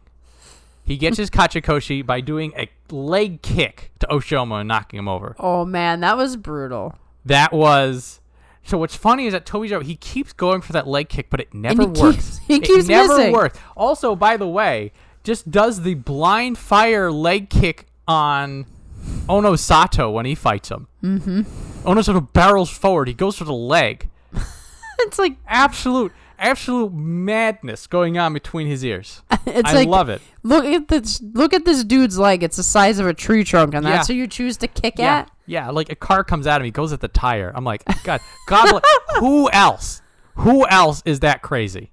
Only Tobizaru. Only Toby. That brand of crazy. That brand of, this is going to destroy me, but I'm going to do it anyway because maybe it'll work. This is the perfect label for him. Yep. He's crazy. And he against Oshoma, the leg kick finally works. He finally realized I should do it against someone who's not expecting it, who's less experienced in how to block it. So he's done the leg kick before and then was able to follow up because it got somebody off balance, but I've never seen the kick alone actually work. Actually get the win. And it's finally happened. I'm like, oh my God. So now I can like in my head, I'm just like imagining, we're just like, stop doing the kick thing. Stop doing the kick. Now that happened, just like, it worked. He just had to keep trying. Well, he was practicing it on everyone else. Yes. Now he's perfected how to land it. Yeah, everybody, wear shin guards. Yeah, I know, right? Going forward, you fight. So seriously though, he is expanding his kit. So we had said for him, like he was fighting, he was always struggling. Like the story for him, and he still is. But the story for him always is just like, I'm just doing what I can to stay here. Right. So now we're seeing, maybe this is that he's a little lower down, but now we're seeing, like, he's got his textbook monkey, slap parry stuff. Grabbing. Beats Wakamotoharu like this. Almost beats Kotozakura like this. Kotozakura was staggered, but Kotozakura just was able to, with that Ozeki level grit, hold the line. Yep. And say, but Tobizaru came real close with his monkey sumo. Doing some, he gets in a brawl with Meisei, which he's known to do. He'll some days right. He's just those like, two scrap. guys, yeah. Let's scrap. He's scrap. Starting to do belt stuff. Starting to do more belt stuff. He has done it in the case, but it was always like a sort of he just accidentally got inside. This was very intentional. Who was it that he got the Yurikiri on? Mitakeumi. That was the strangest thing. I'm like, you just grabbed the belt on Mitakeumi of all people. A gamble. And it definitely looked planned. It didn't look like it was an accident. He went straight for the belt. Yes. And walked him out. I'm like, Bizarro land? So Tobizaru is really turning into this gambler persona. That's kind of interesting considering. Because now he's packing in these tricks and then he's using them and he's like, you're not going to do that, are you? Oh, we just did. That's imagine that leg trick works on Onosato. Right. Imagine imagine he's actually able to parry Kotozakura out. Like, this is... Well, part of what happens when you try those things, too, is that the next time that guy has to fight you, he's a little unsure, like, what you'll do. And if he gets you off a little bit, if you're not... It's not that I think those guys would ever lose confidence, but they might be like, oh, he's going to go for, like, something crazy, and you don't engage in the Tachiya the way you should. Maybe he pulls a completely different trick and beats you and makes you look like a fool. So Tobizaru is turning into like even more of the monkey, even more of the trickster king. He's kind of like a troll. Well, the thing is, he's not doing it the old way with poles and henkas and it's like the disengage. Yeah, the traditional trick. But yeah, so now he's just like, okay, this is a technique. This is legit sumo. Like anything can be a technique. Anything can be used. So like you expect him to pull out a steel chair when the Gyoji's not looking. So this is a kind of an interesting thing. Now we need, as always, consistency. Yes. How much of this is him just throwing it and see what messing works. Messing around. Yeah. Yeah, maybe he's just having fun out there. I don't know. You can't knock the spirit. I love it. And again, like the fact he gets the leg trip on the 8th one. Oh my God. I know. When I saw that, I'm like, wow, it finally worked. It was just like the most Tobizaru thing possible has happened. And with him getting a 9 and 6, he's make sure one. Yeah. So the question is, if Terunofuji doesn't retire, will we get another rematch? Because they fought this tournament. They did fight this tournament. Terunofuji wasn't having it, and he smothered him out. Oh, okay. That's probably why I don't remember it, because it was a nothing burger. This was props to Tobizaru was trying things. It's just Terunofuji had a methodical cut off an angle, go forward, cut off an angle, go forward. He runs out of space. He's thrown in the crowd. Right. He's like, your flaily stuff I don't care about. So that was Terunofuji executing on a good game plan. Tobizaru made him work for it. He made him cut those angles off, but you looked at it, it was like, okay, that's what Terunofuji should be doing. Right. If you got this like sort of unpredictable guy, just have the plan and stop it. No weird lean stalemates, and then Tobizaru does a naked leg kick to piss him off, kind of nonsense that happened before. And then he just grabs him by the head and just throws him. But then he stared right back. Yeah, I am betting on no Terunofuji in September. Yeah. Just the way that everything is. Could be. Now, we thought he wasn't going to be here in July, and look what happened. We really thought he wasn't going to be here. It was like, this is not going to happen. He's going to flounder, and then he's going to... So but we'll see what September brings. But what it will bring is Tobizaru all the way up top. He's going to be right here. Yeah. So I think he may be 1 East, but we'll get to that later. We're going to get to Ura now. Darling Ura I almost feel it's like, what is there to say about Ura that we haven't already said? Right. You just say the same things over and over again, and he seems to keep getting 6 and 9s, I think. He's sliding down a little bit, it feels a little bit more appropriate because he had that. Yeah, look at all those 6 and 9s. Yeah, so he comes for Kamasubi, and since then it's been Makakoshi since. So he sort of got away with it, and now it's sort of because a lot of people they're fighting him differently. Yeah, and now they know. Okay, we got to take Ura seriously. Right. It's just like, don't look past him because he'll beat you. And I think it's in his head. He actually looked a little bit less jolly than usual. He looked a little frustrated to me. Could have been July. It could have been July. He might have been like, I don't like this place, I don't like this heat. Ura has the best match in the entire tournament with yes. Terunofuji. Yes, that's a classic match you would show people if you wanted to recruit them to sumo. Yes. Ura gave every ounce of power he had into attacking Terunofuji. Attacking, spinning, angles. Terunofuji on the verge of falling over, but through Herculean strength alone does he hold the line. Oh my goodness, that was a fight. And my favorite part of it is Ura, zero energy, just collapses out of the ring. And he looks up to Terunofuji because the two of them are in a cuddle. And he gives the very Ura polite bow of the head. Terunofuji returns the nod. Yes, I was going to say, Terunofuji actually gave him his props in that match. It was like he had earned his respect. I was like, oh my God. When you think about the very first match they had, when Ura just wouldn't go down, and Terunofuji's like, what are you doing? he sees him in a backbend, and he just sees him, and he's like, get down! To the match we had today. Oh, man. Well, not today, but this tournament. Yes. Yeah, I mean, he's come a long way. He's come a long way, and he's like, it is just like he kept to his core of what made him fun and interesting and effective, and he built off of it. And he did, like, every match had a little bit of something in it. Yeah. And even some of his losses were interesting. All like when he fought Meisei and Takanosho, like he loses spectacularly because he's trying something weird. Tries a leg pick on Meisei. We're talking about that. Meisei's like, no, get out of here, and he goes flying into the stand. Fights Takanosho. He tries to do like a hit and shift. Takanosho is laser focused, and so it sort of looks like Ura just set himself up to get launched into the stands. So, but this is Ura. This is our darling Ura, the most entertaining rank and filer that's out there.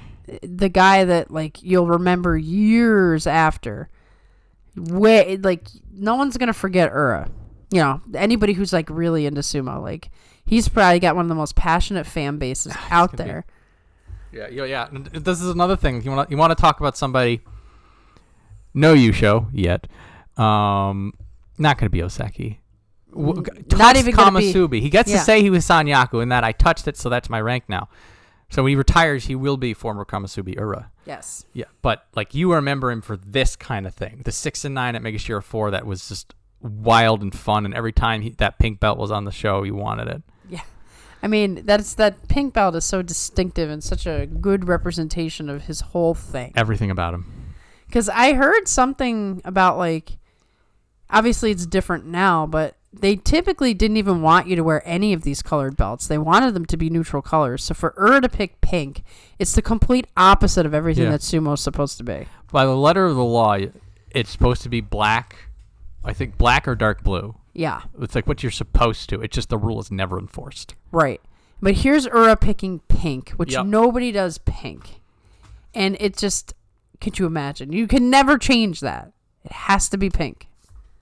It'd be great if one tournament, everybody shows up with a pink belt. Just for one day. That would be so cool. One day. Yeah, like if it's like some charity thing. Everybody has a pink belt for one day, and then it all goes off the next day. That would be so cool. I really wish they would do that. That's the kind of thing they would do in America for sure. Oh yeah.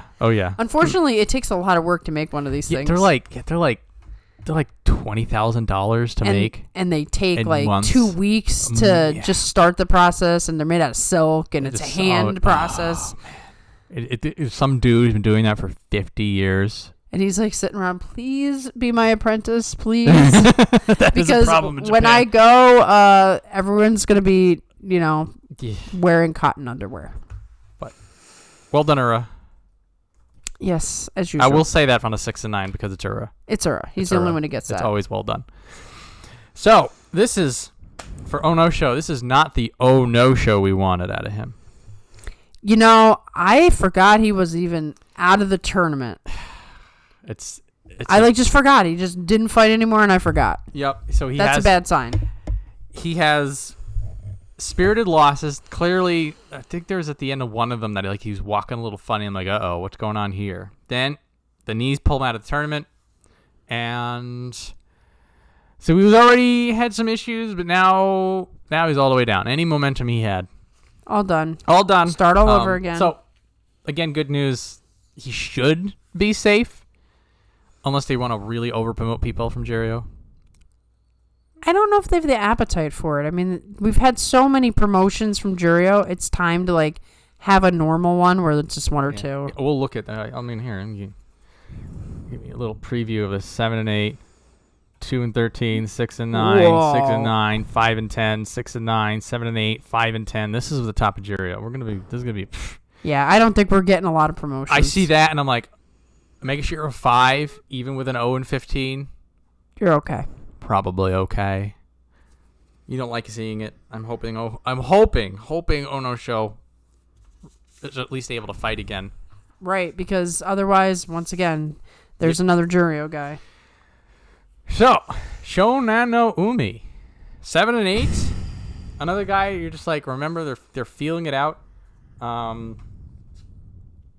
really good neutralization sumo. Like this is his brand. It feels unique. I was gonna say that's his brand. It's so fun to watch. He absorbs people's power.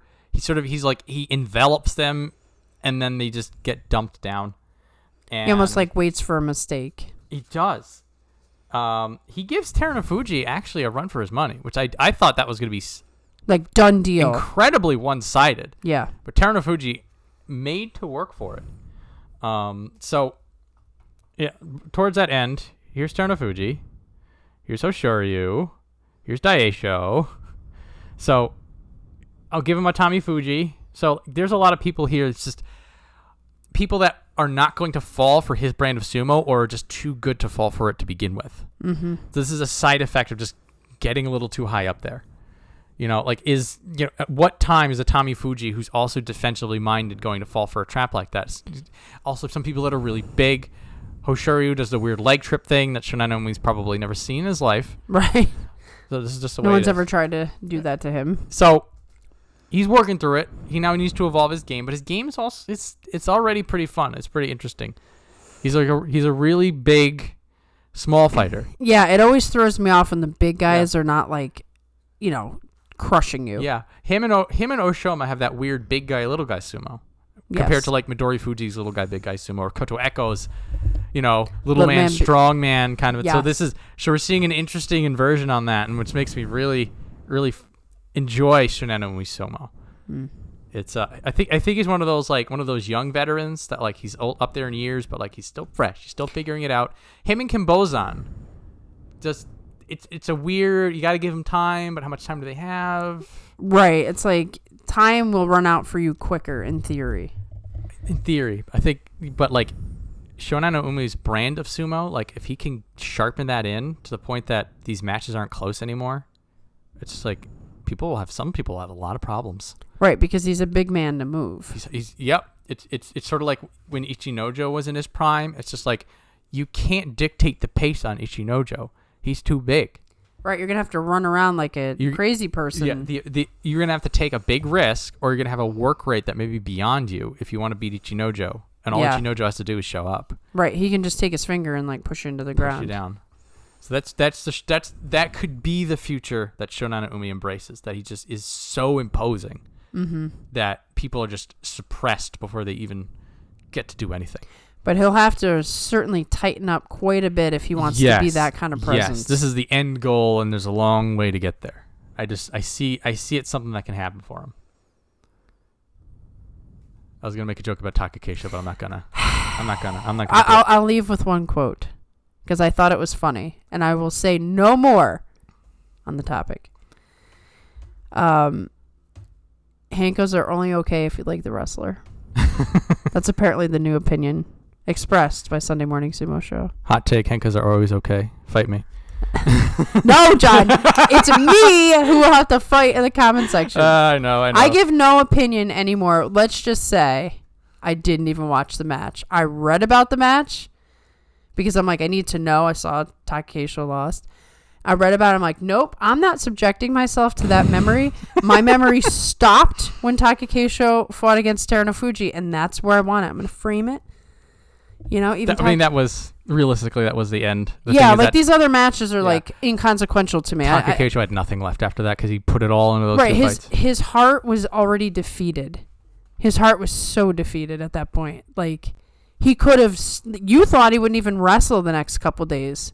I think he did the Ozeki responsibility thing. Like people paid to see me fight, so I'm gonna go out there and fight. But his heart had just. I mean, you saw it when he landed on his face against Terunofuji. He's grabbing at the dohyo soil. Very slow grabs, balls into a fist to slowly stand up. He's just like, that was it. Yeah, like his spirit just sort of left him for a while, and all you saw was a shell. So, whatever. I don't have the memory of what happened in that final match because it's not even in my brain. Nobody ever tried to show me the clip. I'm never watching the match. So there. Shonanoumi beats Nozeki to end the tournament. Well done. Oh, you are trolling me now, John. I am. Look, someone else is going to say it. I'm getting ahead of it. You're right. I'm getting ahead of it. I was told I'm too sensitive about the comments, so maybe that's true, and I just should laugh at everything that's said. You people need to understand that there's passion in this room right now. There's a lot of passion. You guys wouldn't want to listen to the show if I was like, whatever. He's a good fighter. He's all right. Yeah, I like everybody, all exactly the same. You wouldn't enjoy the show as much without me getting fired up, ranting, and starting a big drama about whatever topic. We multiple friendships made with people because of the passion. That's right. So no one can ever accuse me of being like apathetic or not invested. I'm a little too invested. So there, I talk no more on this topic. And if you come at me in the comment section, I don't know what you're going to get because I'm still in mourning. Right now, I'm going to say a rosary for Takakeisho later. It's a Sunday after all. So we're talking about people that have bad times in July. And we talk about how there's some people that they inverted. Like Mitakeumi does better in July. And I think Takanosho, is safe to say, does better in July. Actually, you know what? Yeah, let's take a look at this. This would be fascinating. Did better this July. This whole thing was so shocking to me that I haven't even had time to process it. 8 and 7, not really. Let's see. Maybe not really. Got injured. That doesn't count. Okay, I'm talking up my ass here. Never mind.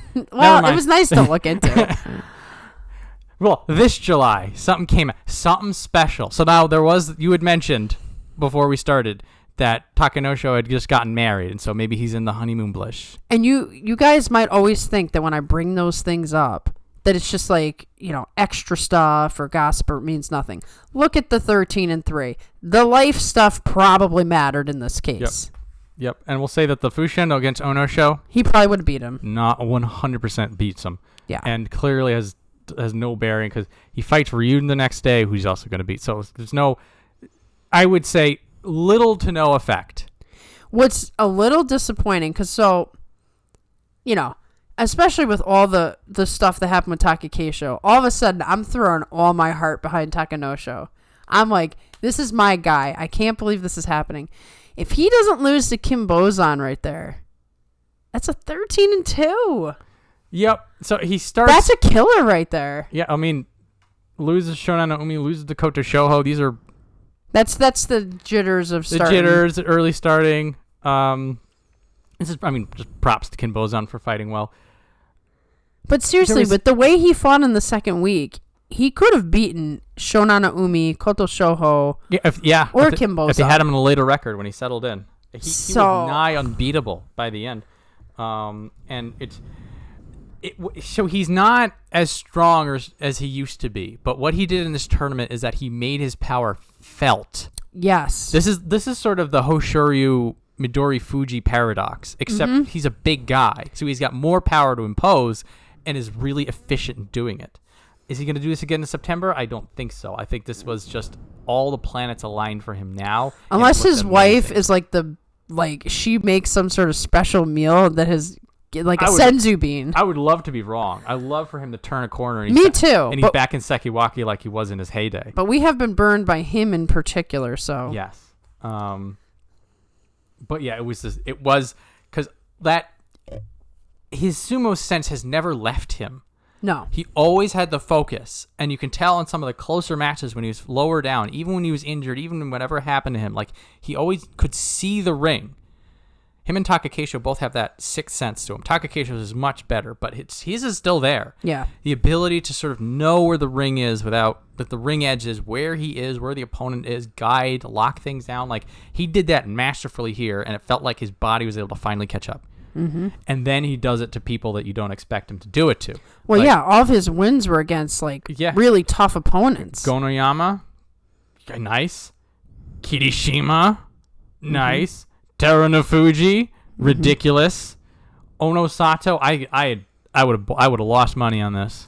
It was so funny because I just had a feeling, and it wasn't just my usual wish fulfillment. Sometimes I have a sumo sense myself. I was like, you know what? Things just have to happen for one day. Koto Sakura has one day to prove that he belongs where he is, and he's fighting the Yokozuna, so he's going to be amped up. Takanosho is the closest this is the best he's ever done. This is the closest he'll ever get to a Yusho. If he dials in, he's only got to win twice, right? And he's already beaten Terunofuji. If he had to fight Terunofuji today, I probably would have bet against him. Yeah. But he's beaten Terunofuji, so all he has to do now is get through Onosato, who's been very shaky this tournament. And then, like I said, I thought Kotozakura might win. I'm not surprised that he lost in the playoff. If he had pulled that off, that would have been shocking to me. I didn't expect that. But to push the playoff, I thought it was possible. Something else to keep in mind. This match with Terunofuji is only possible because Hoshoryu is injured. Yes, it is. See how Hoshoryu sort of always affects everything. Even when he's not there, he affects everything in a tournament. Because if even with the way that this is, the last three matches are all Ozeki. It was supposed to be Takakeisho, then Hoshoryu, then Kotozakura. Hoshoryu gets injured, so he fights... Not Takakeisho, though. Takanosho. Right.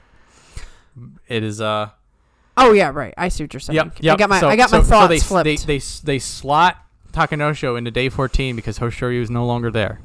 And Takanosho pulls the wild upset. And it's so funny because there was this collective gasp, like, oh, great, now he's not going to get challenged. It's over. Yeah. And Takanosho made it a tournament. I was so thrilled that Terunofuji at least had to really, really, really prove himself. Because then, sure, Zensho Yusho proves it. That is the ultimate proof. But just the having to win in a playoff really shows you the grit. And then on the breath away from losing it in the playoff. Mm-hmm. And then Terunofuji somehow pulls it back together. I was just like...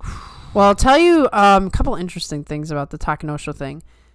He was winning more on the Tachiai, and then he was incorporating the Nodowa at just the right time. That's how he beat Terunofuji. Mm-hmm. He blasts him first, and then he gets him upright. That's what the Nodowa is really all about, is getting you upright and off balance.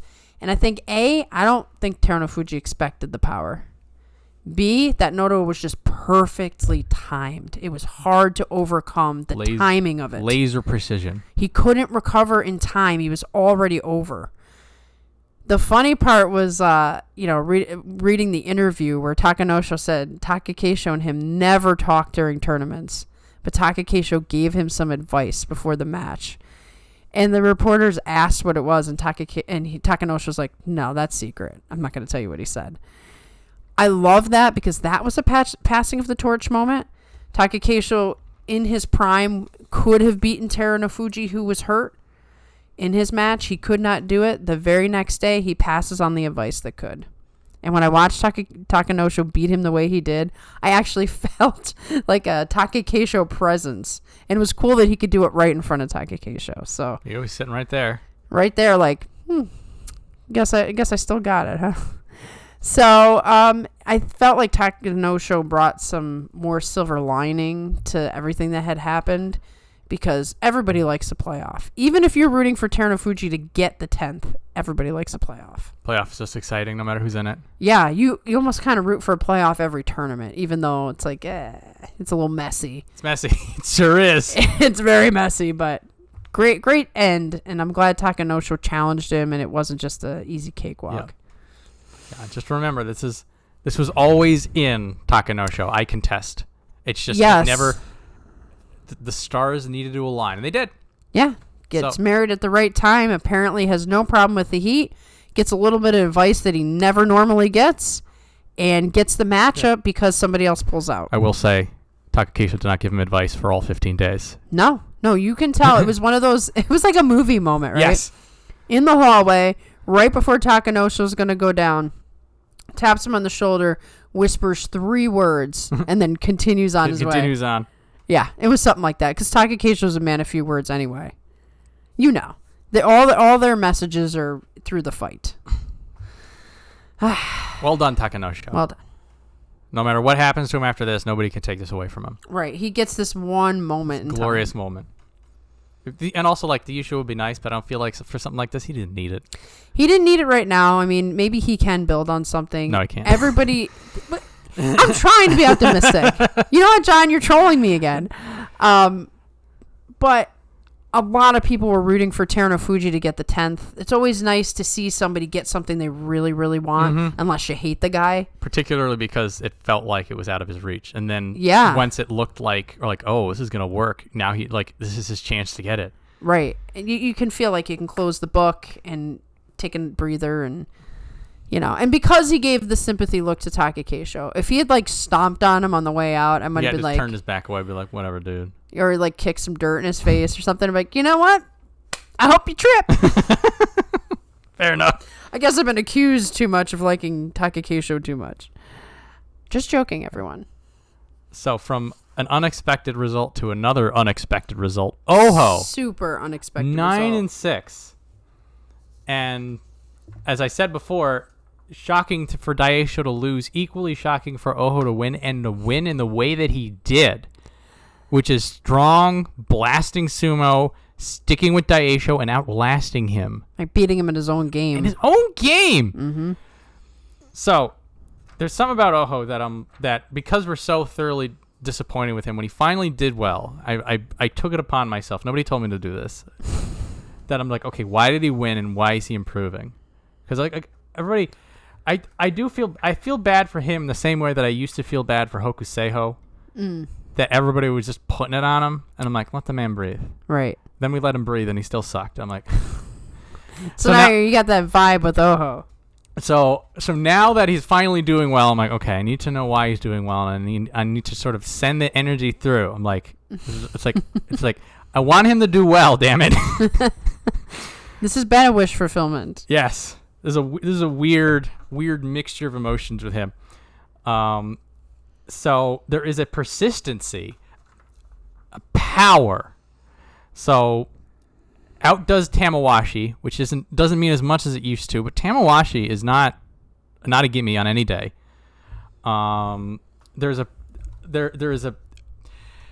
His consistency was a big issue, either like gas tank or focus.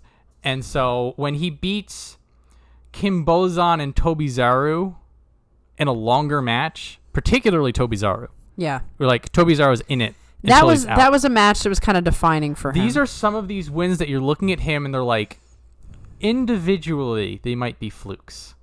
But you look at Daieisho and you look at Tobizaru and you look at Tamawashi and you're like, okay. That's when you can tell if someone's had a good tournament.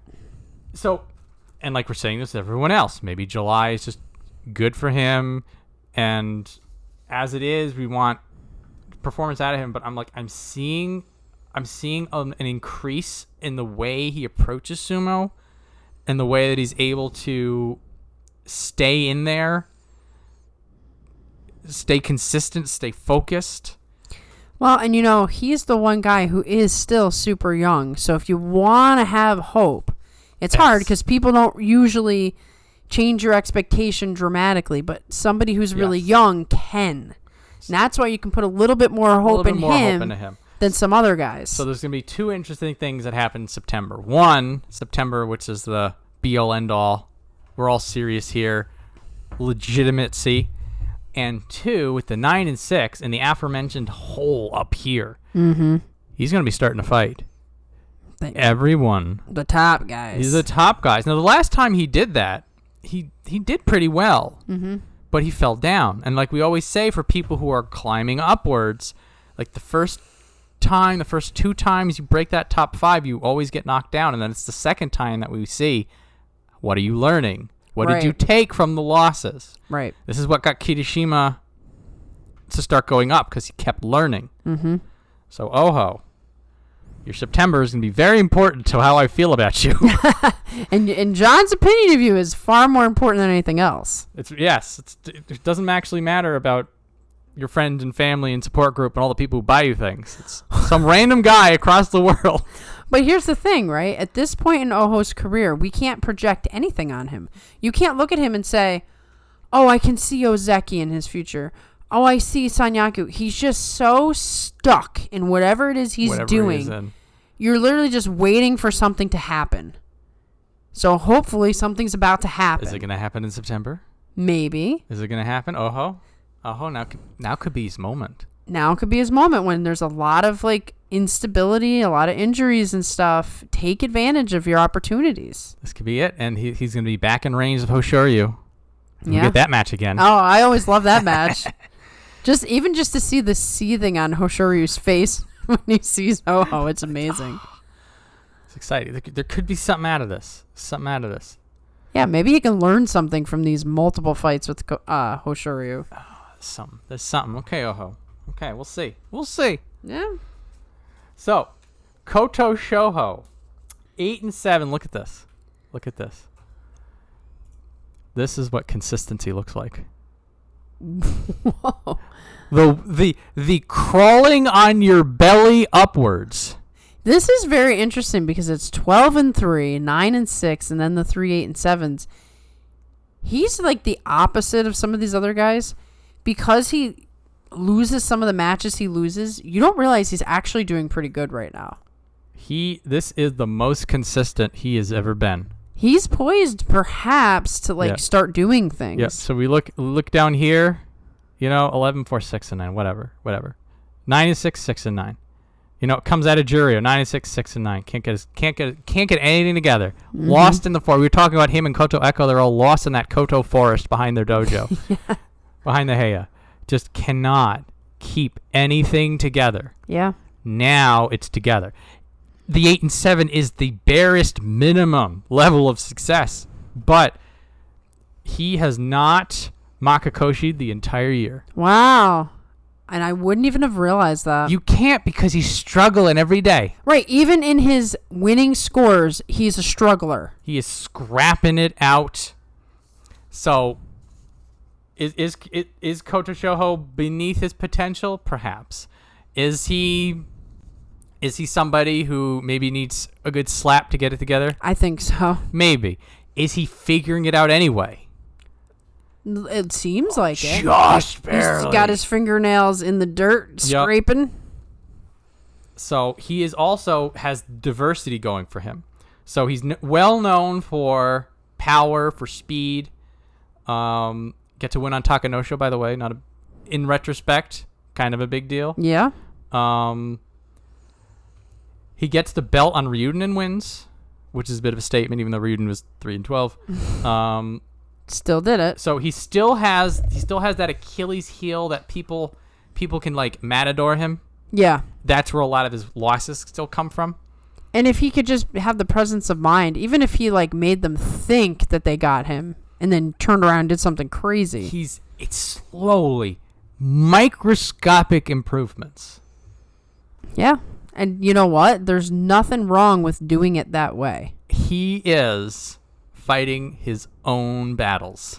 I really feel that he's someone with great potential that is being smothered. And so you want to look at, maybe he's all I can get out of this is an 8 and 7. That is the pinnacle of my abilities right now. But he's getting it every single time. And he's climbing it up one rung at a time. But there is, particularly once we get higher up, the difference in what you fight and the level that you need between 2 rungs. Yeah. The further he climbs, the more impressive that 8 and 7 starts to look. Right. If you still get an 8 and 7 and you're fighting all the top guys, that's very different than the 8 and 7 when you were in the middle of the pack. Yeah. So, particularly to keep in mind that there are some people, like these 2 people down here, that when they get this high up, those 8 and 7s dry up. Mm-hmm. They dry up like a puddle of water in July. Yeah. So, I don't know what to make out of it, but what I will acknowledge is he's not giving up. He's not backing down. He's digging deeper. And a year full of Kachikoshi. Yeah. I mean, not everybody can say they've had that good of a year. Again, they're all 8 and 7s. Yeah, hey, exactly. It's still a win. It's something. It's something. More than 8 only matters when you're in Sanyaku.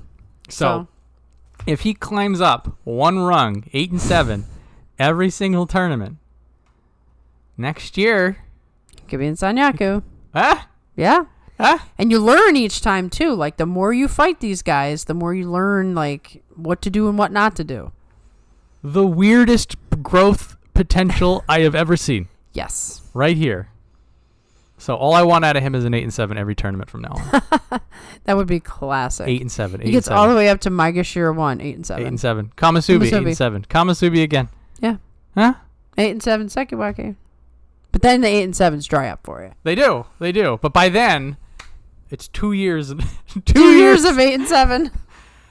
That's gotta mean something. Yeah. Everybody's got a different path to whatever it is they're gonna do. I'm just exhausted thinking about it. I know. But Seriously. But hey, that was my revelation this tournament. He's a youngin'. He can take the exhausted path. Yeah, he can run all day and night. Yeah. I run for 2 hours. I need a nap. No, right. Can't do that anymore.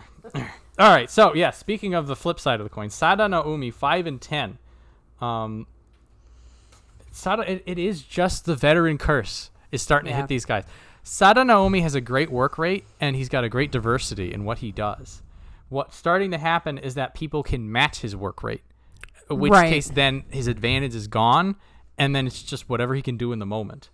And like he'll still get some fun wins, but if you'll notice, all the people that he's beating are fellow veterans, Ryuden, Kinbozan, or smaller Tamawashi, than him. Or like you said, smaller than them. Yeah. That transition was pitch perfect. We didn't plan it or anything. You just said, or they were better than him, and then I moved the mouse over to Niskifuji and Midorifuji. Yeah. Yeah, look at that. Well Our done, minds are linked. Well done, Maria. Powerful co-host. Yes. So I'm not worried about this 5 and 10. He's not on a watch list. I just think this is just inevitably what happens to the veteran crust. Right. Eventually, he just won't have enough wins to, keep doing this. Yeah. By the way, speaking of physics defying, Sadanoumi pulled a Hoshoryu when Tamawashi Nodo'd him into a backward C, and he snuck out the back door and reversed Tamawashi. It was like, look at that. He's So- still got moves. So again, stuff like that shows that Sadanoumi, his mind is still there, the spirit is still there. He still wants to do it. He still wants to do it, and he's still definitely got the technique and the power. It's just the quality of sumo that you're capable of at that age is going to force him into that 9 to 11. Right. That's the And veteran. I think he's the second oldest man in sumo. I think he's right behind Tamawashi. 1987. Yes. So he is 37. Yeah, so he's right behind Tamawashi. So that makes it even more impressive. Yeah. All I mean, things he's considered. not a 31-year-old who's struggling. He's a 37-year-old. 37-year-old. And he's still got 5 wins. Now, Tamawashi, he's just different because he's really, really good. So he does miracle things all the time at his age. But Sadanoumi is no slouch. Just two more wins and he's up there with Tamawashi. Yeah. So that battle is like a elderly man fight. Tamawashi Still looking well. I think he's still got time in the top division. These are guys who keep themselves in pretty good shape. They do. Yeah. And this is like you had mentioned this in earlier shows about how the fact that these guys are able to keep themselves away from injury shows a dedication to training, conditioning, a focus. Now, some of this is something you have to do when you get older. When you realize that you can't hit as hard as you could, you can't do things like you used to, so you do readjust your mental gaze. But there is something that these people could possibly pass along. Well, you think about it. They're from the same era. Yes, that too. And so you've got these two really, in good shape, still fighting when most guys are long retired. Hakuho only made it to 35.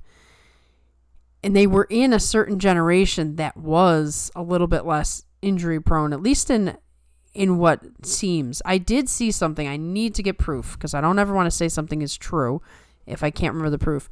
I saw something that said that actually injuries were up in the last 2 years. Feels that way.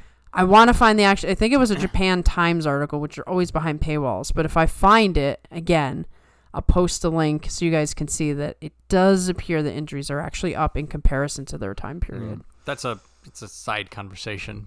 Yes. There's a few factors into that, but yes. Sadanomi's not injured for now. Knock on. Knocking a lot of wood. Knocking it. Okay. So, knocking down, but not worried. He still fought pretty well. Had some fun. Ryuden, I'm a little worried. 3 and 12. So he's starting to get beat at his own game now, which is the big problem. Because the thing was that whenever Ryuden was able to get into his stance, which is then he got the win. It was just a matter of getting into it. And so a lot of his problems was people keeping him out of it. But now it's starting to the point that he'll have the belt, but people still beating him. Yeah. So he's starting to fall off a little bit. So probably the textbook example of this was Midori Fuji, which is all Midori Fuji being awesome. But Midori Fuji and Ryuden were in a grapple fight, and it was a long, drag-out fight, which is also something that Ryuden's typically good at. And Midori Fuji is significantly smaller than It's him. much smaller. Now, Midori Fuji's work rate is insane, but we'll get to that in a minute. But he could not... Midori Fuji was building advantages in the grapple, and Ryuden could not force it back like he normally could. He couldn't impose himself. And so Midori Fuji just sort of builds and builds until he gets Ryuden out. And that is like a sort of a textbook example of the problems Ryuden's starting to face. Mm-hmm. And you know at that point that something is wrong. It's not just an off tournament. There was a problem that he was dealing with, whether it be mental or physical, or a little bit of both. There was an actual problem, not just an off basho. Yeah, so normally like it's a few rungs higher because he has, like we mentioned in the past, he has gotten these really bad records, but typically it's just he sort of gets out of his depth and then he's sort of brought back down to earth. So this a little bit lower down. Now he is also relatively safe, unless you want to ridiculously over promote somebody. Right. But I'm a little concerned for him, and I am worried that this is more of a fade than it is a bad July basho. Yeah. But I'd like to be wrong. I'd like to be wrong on that one. Somebody else, going over to Kimbozan, by the way, 150% bad basho. Think nothing of this. He was not fighting the way he normally does. And you would question immediately if this was a July thing. I think it is. Like, because he was not translating his power in the way that he normally does. Like these three wins right here, Shonanoumi, Takanosho, Kotoshoho, this was the way Kimbozan normally fights. Mm-hmm. There's a power, the urgency, that building of aggression that has been sort of his hallmark as he's been evolving his game. Those three matches were it. And then everything else is him not able to translate his power at all. And which is kind of, that's kind of the thing for him. Like when something is off, he has a hard time coming back. Like he's not at the stage in his career where he can make adjustments if things are not going the way he needs them to go. So whatever was wrong, he could not overcome it. Yeah, for him, it's like if he's struggling with something hard enough, it's just like everything falls apart. Right. Each little thing that he's good at, you can throw that out the window too. It's just all done. Yeah. So I am writing this off. I am saying that he was plagued with the heat, with injuries. July-itis. Didn't want to slip. Who knows what. This is not the Kimbozan that I know and love. And so I'm hoping that person comes back in September. And the good news is, if it is, he's going to be all the way down there, and he's going to have a much easier time of it. Right, exactly. So hope to see you again soon, Kimbozan. I don't want to put you on any watch lists. Yeah. He's too fun. Yeah, not in July. Too fun. So next up, Oshoma, 7-8, finally hits a ceiling. On the last day, lost to Ichiyamamoto. It was particularly rough. It's kind of sad that anytime you lose to Ichiyamamoto, that's a real knock against you. Ichiyamamoto trying to make things work. He is trying to make things work. And Oshoma, I still feel like, is working through nerves. Well, Oshoma is relatively new, yes, and we hadn't even paid any attention to him till last basho. So there was a little bit of extra hype surrounding him, like could he do it again? And yeah. So first off, is still 7-8, which isn't bad, and a lot of his wins are on that textbook lateral sumo that he's pretty good at. Mm-hmm. That he's able to that people are pulled into traps, and he moves a lot faster than you think he would. What was interesting about him, so like as soon as you start to hit that ceiling, you start to think, okay, how do you evolve your game? You're still young, you still got a lot of potential. He's proven that he belongs here. Yeah. How do you get higher? When he fought against Roga, he did two things that I found were very impressive and not stuff that he does normally. One, he outlasted Roga. Mm-hmm. By the end of that fight, Roga was basically falling over by himself. And Oshoma looked like he could still go. Yeah, he had an incredible amount of stamina. I was surprised. Like, that is a big thing for when you're dragged into deep waters if you can keep swimming. That might explain why he did so well in his first basho, because What usually hurts guys is they get real worn out and tired out. Worn out. They get sapped. They're not used to having to deal with that. So if he is somebody that has a lot of reserve and so Oshoma showing himself the makings of a marathon runner, which is that's gonna pay him dividends. And then 2, the fight with Roga. Roga forced him into a belt fight because that's what Roga does. Yep. And Oshoma won on the belt. Now again, it was more of he was able to stall on the belt, strictly speaking, but it's still, he got into a grapple match with Roga and beat him. Right. That's still impressive. And Roga did pretty well in this tournament. Roga doing pretty well. We'll talk about him. So I saw that match and I'm like, okay, you keep that endurance. That is your ace in the hole. Yep. Because that means that he can do his lateral side slap down awkward positioning sumo forever. Mm-hmm. And if he can keep that pace on somebody, they're bound to make a mistake. Yeah. That's pretty good. And then what if he's able to translate sort of Abi style? He knocks somebody off balance and then goes for the belt and gets them out. That's a very dangerous sumo. Yeah. If you become a grapple version of Abi, he's got the size, he's got the power. Yep. He's got the timing. Could be something. Yeah, and we saw like a little glimpse of something last tournament. So yes, if this is the off tournament, then we might see something really good in September. We're reading minds again. That was my pivot. You've got it. Beautiful. I'm stealing your pivots. Take them. They're free. Well, let me tell you something. I did Kachi Clash for the first time ever. People have been telling me to do it for like 2 years, and I picked Oshoma. I'm a little salty. You better do better in September. Come on, man. I put my faith in you on my first Kachi Clash. Come on. How'd you do? I don't know the final results. I kept checking it, and I was like something like 300th place, but I was 2 points behind the leaders. There's just so many people in it. So that's pretty good. There's probably at least 1,000 people in there, so I'd say I was middle of the pack. But by the end, I stopped checking, so I want to see like how I did. Who else did you pick? I picked Hoshoryu. 9-6 isn't bad. 9-6 isn't bad, but like if you had Koto Zakura, you were better off. If you had Terunofuji.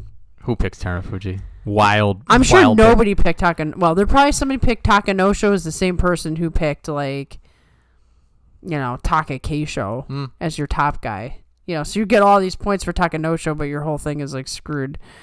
So yeah, I'm gonna have to check and see what the final result was. But I did really good in ISP. I was battling out with Mitch, actually. Nice. Yeah, and then what happens? I forget to pick on the final day. Do you have the auto picks? I do, and for some reason, sometimes your auto picks don't align right, and it can't choose. The computer gets thrown off and says, between these 2 matches, each one of these elements cannot be sufficed, so we won't pick anything. Weird. Yeah, and it happened to do that to me in the last day. So I ended up 10-5 instead of 11-4. But 10-5 is my best record. 10-5 is pretty good. I Makakoshi like on day 10. I did horrible. Well, I actually lost the first 3 and then had an auto pick on the 4th day, and I won every single match until the final day. Not bad. So I had like a super tournament. Well done. Well done. I got it rallied up. Okay, Tamawashi 7-8. Not bad. So he has 7-7, and they hand him Kirishima. Yeah, what was that about? Deal. What was that about? So this is part of also Kirishima getting that 8-7 is. I'm not gonna say they gave him an easy pick because I think Tamawashi can beat anybody who overlooks him. But I was like, man. Yeah, I mean, but to give him a Maegashira 9 on the last day, wasn't there somebody else they could have given him? Not many other people. Well, the thing is that it was Oshoma, and they gave Oshoma to Ichi Yamamoto. I don't understand that one either. I think they should have given him Oshoma. Whatever. Yeah, I don't know. They have their reasons. I don't know what they are. I really love these 7-7 matches. So sometimes they just throw someone out. Yeah, they really do. Someone out. It is what it is. So he's doing transitioning stuff too. Because his power is still there, as we said with Shonanoumi, but it's not also like we said with Shonanoumi. It's not enough to dominate some people.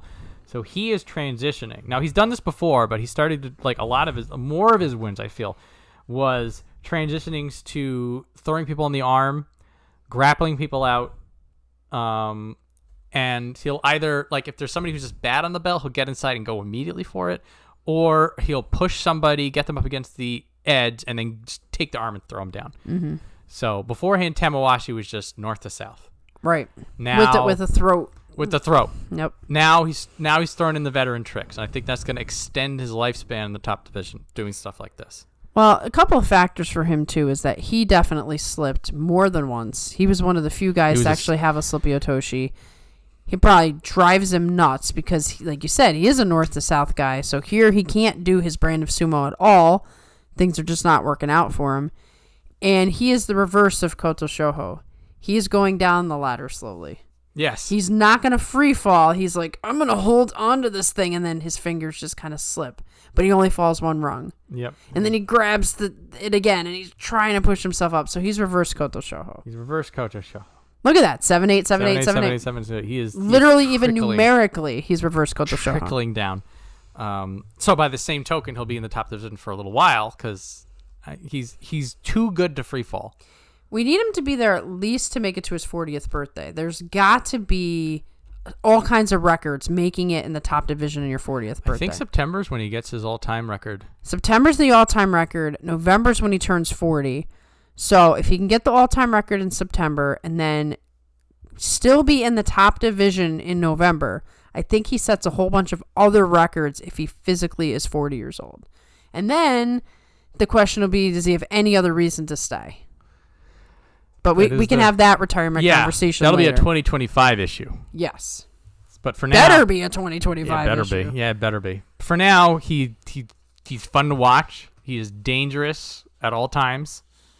And he is evolving enough to stick around. And he's probably doing he's a good training partner for all his lower division guys, so he's probably pretty valuable in his stable. It's quite useful. On to this guy, Shodai.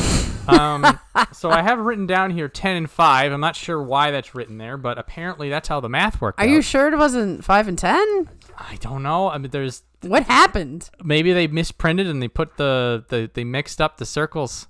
They must have mixed up the circles. Yeah, so striving to continue to confuse everybody, Shodai reverts to his Shanyaku Megashira 2 days and just calmly and efficiently knocks a lot of people out of the way. There were a couple of days I'm like, oh wow, is he back? I'm like, don't say that out loud. You know the answer to that. You know what's gonna happen. And then it's like, oh, I just put the hex on him, and then he loses the next day. So like, some impressive wins. Wakatakakage he beats. And a lot of the matches that he does win, it was in that Shodai style, so efficient it looks like he's not fighting. Right, like he doesn't really care. Or he just like somebody comes at Shodai and Shodai makes it look like they didn't do anything. Well, he has an ability to really absorb hits. He does. Like you hit him and it just stays in his body and he reflects it back out onto you, which means you would see nothing. You'd see nothing. It just bounces away. It's like a really interesting anime battle. Versus Midori Fuji's is earlier on. Midori Fuji puts Shodai in a spin, and then Shodai spin chucks Midori Fuji back. that was the Ozeki coming out. Yeah. That level of, okay. You have to wonder, like, what was going on that he really wanted to do well in this tournament, because when he wants something... Some of it may be that. And I do think that it's just Shodai has this, like, a passive level of sumo that he now stays at. Yeah. And... So, again, beating Midori Fuji, beating Wakatakakage, impressive wins. Particularly Wakatakakage. I think Wakatakakage slipped. Shodai may have just gotten it by accident, but like he was still... in position. He was in it. There was some match where he gets pushed all the way back, and then the guy falls. And he just... Like, he pushed him like a little bit on the back, but he falls. That was early in the tournament. I can't remember who it was. Could have been Ryuden. But it was like, wow, he just won an accident. How interesting. This too is Shodai. Yes. So that sometimes he just wins by showing up. Pretty much. Sometimes he just loses by showing up because he doesn't do anything else. Right. It's like, which Shodai do we get? Yeah. He's starting to be like the new Snorlax. We couldn't call him Snorlax before because he wouldn't have the opposite where he actually would turn it on and win. Maybe he's evolving into Snorlax. Maybe there is sort of he just shows up and fights and come what may, and in July, he just won a lot doing that. Yeah. Can you look at his July, see if July is a good tournament for him? Maybe. Let's see. Da. 6 and 9. Okay. 10 and 5. Okay. 8 and 7. He's been around a long 11 time. and 4. And even this was part of that anomaly. The two anomalies that got him into Ozeki by accident, and that's the 8 and 7, by the way. That still gets you Ozeki, apparently. Yeah, he got so in. maybe July is a good basho for him. Could be. Better than most. Yeah. So, bless you, Shodai. We love you here. You're weird. Nobody can understand you. You make things interesting. A reminder that you can be good at sumo and not good at sumo at the same time. Yeah. And it is successful. Yeah. Just be a big guy who shows up. Big guy, good sumo instinct, the ability to neutralize power, get somewhere. So we go from 50% effort to 150% effort. Yes. With Midorifuji, who 8 and 7 is not what you want to see about somebody who you thought was taking a step back to regroup. You could almost see the scores reversed if you looked at effort. Yes. Like Midorifuji should be the 10 and 5. Midorifuji put a 10 and 5 of effort in and got an 8 and 7 out of it, and he did get a Fusen, which is good for him because it would have stunk if he didn't even get a Kachikoshi after all that. Against Asaniyama too. Yeah, we have to talk about that dark day. We do. The Asaniyama in the first 4 days would have given Midorifuji a problem. Yeah. But anyway, sometimes it's better to be lucky than good. Yep. His work rate was ridiculous and consistent. This is the Midorifuji way. Yes. But his losses against Shodai, Chiranaumi, Wakatakakage, and Oho were all these long, drawn-out, crazy matches. And Wakatakakage in particular is a tough match for Midorifuji. They're pretty evenly matched in terms of being a little bit like Wakatakakage is just a little bit bigger than Midorifuji and does a very similar style. So that's tough because now he's got the power advantage over you as well. Yeah. And the thing is though, the power advantage, he's able to neutralize that. Like we mentioned before about Ryuden, just in a grapple fight with Ryuden, builds his way out of it. Also against Oshoma and Nishikigi, who are bigger guys. Nishikigi sort of fell asleep this tournament, but he woke back up in the end. Something that wasn't there, Kataskashi. Yeah. Well, we talked about how it was possible that in May he was trying something different. It almost seems like maybe that was true. I think he still is. Yeah. I think he's just trying to win just on pure sumo. Mm-hmm. Pure grapple, maneuvering. Because he can. It'd be one thing if Midorifuji could only win with Kataskashi. It's another thing if he really wants to show what he's capable of. He is a very capable wrestler, always has been.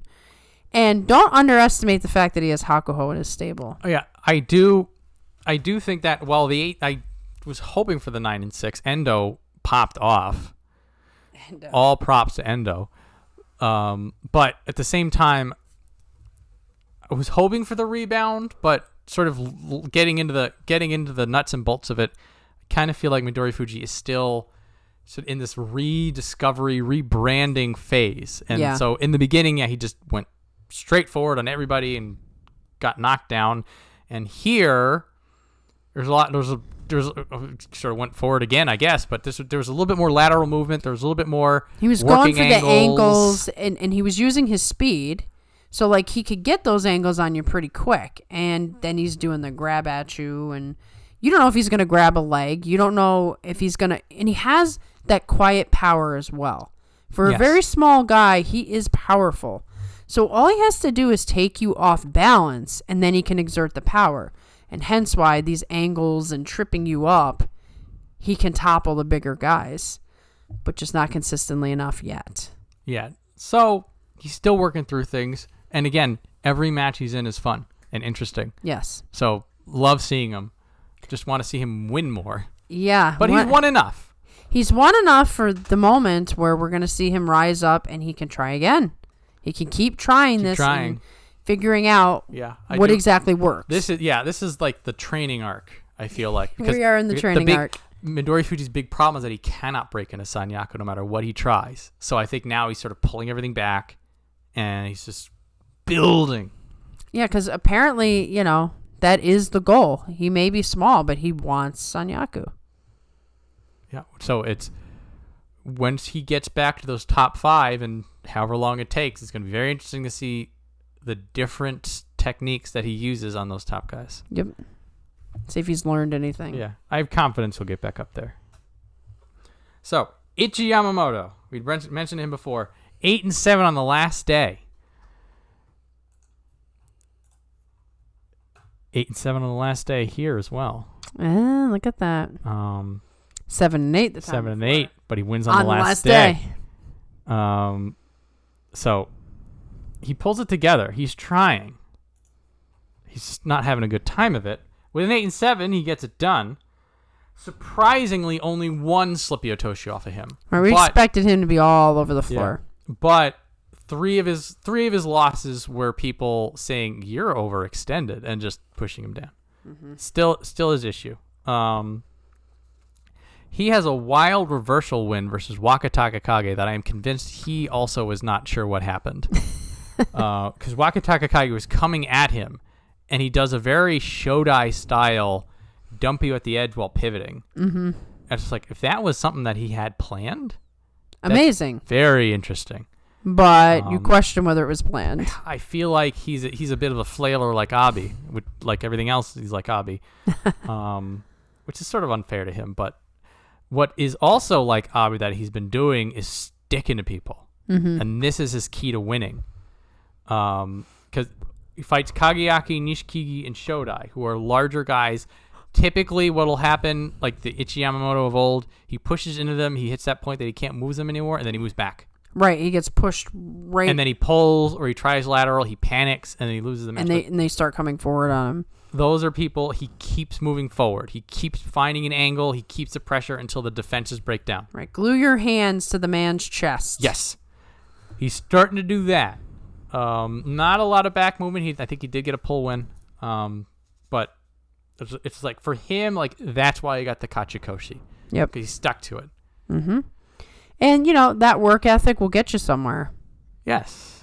Some guys have to work way harder than others to get little tiny gains. Little tiny games. It's like Coach Show, who we were mentioning before. Now he's still a little bit lower down, and it's only been a few months in top division since his Juryo Yusho, which no one's going to take away from him, but it's still Juryo. Right. Still good. So there's something there. Keep an eye on it, I guess. If you fancy. If you fancy.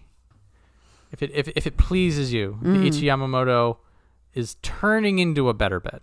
Yes. Turning into a better bet. I've been burned before, though, so I'm going to keep my distance until he gets that 10-5. Then I'm right back on that train. Put the oven mitts on. Put the oven mitts on. All right. So, Nishikigi. So we said that we're not putting people on the list for July, but I'm putting Nishikigi on the list for July. Yeah, it's time. So this was that. So thankfully, he turns it around. It was 0-8 and turns it into a 5-10, which is, at least he woke up at the second half. Something happened to him that first week. He was dragging. He was everything that is brand Nishikigi in terms of his defenses, his grappling, his dominance, non-existent until he gets his hands on Bushozan. I was way concerned. I was grateful for that first win. I'm like, okay, at least it's not the Terichiyoshi special. Right. But it looks like a fade is starting to hit him hard. It feels like Okinomi again. It feels exactly like Okinomi. It's that he just ran out of it. Yeah, it might have been that he just could not get himself enough energy to start this tournament. And then maybe he got like a little pissed at the end, like, no, I'm not going out like this. And so he gritted out those last 5 wins. Something got scraped off the floor. Yeah, but he wasn't feeling it. It was clear that, like, nah, this isn't it. And I don't think the heat is a factor for him. I think he's usually, when he's at the top of his game, just impervious to any struggle that's going on. So this was definitely a him only. Like I said, maybe he was too tired. Yeah. I mean, this is the guy 6 months ago who's casually chucking Terunofuji out. Yeah. And then no selling it.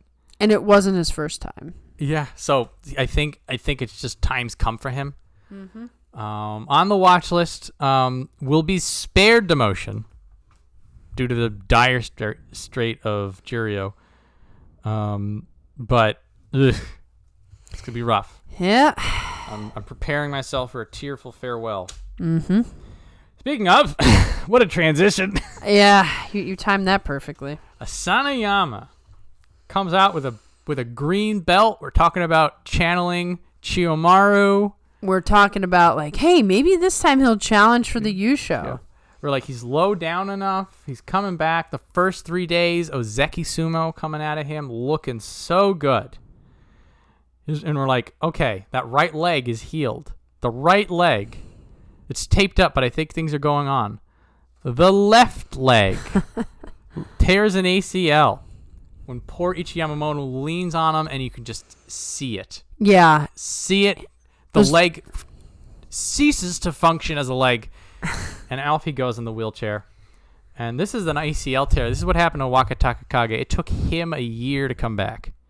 It's going to take Asanayama way longer than Way that. longer. So with Wakatakakage, that ACL tear was the only thing wrong. Mm-hmm. He focused on it. He came back a little too early on it, sort of paid for it, but then was able to get back a year later.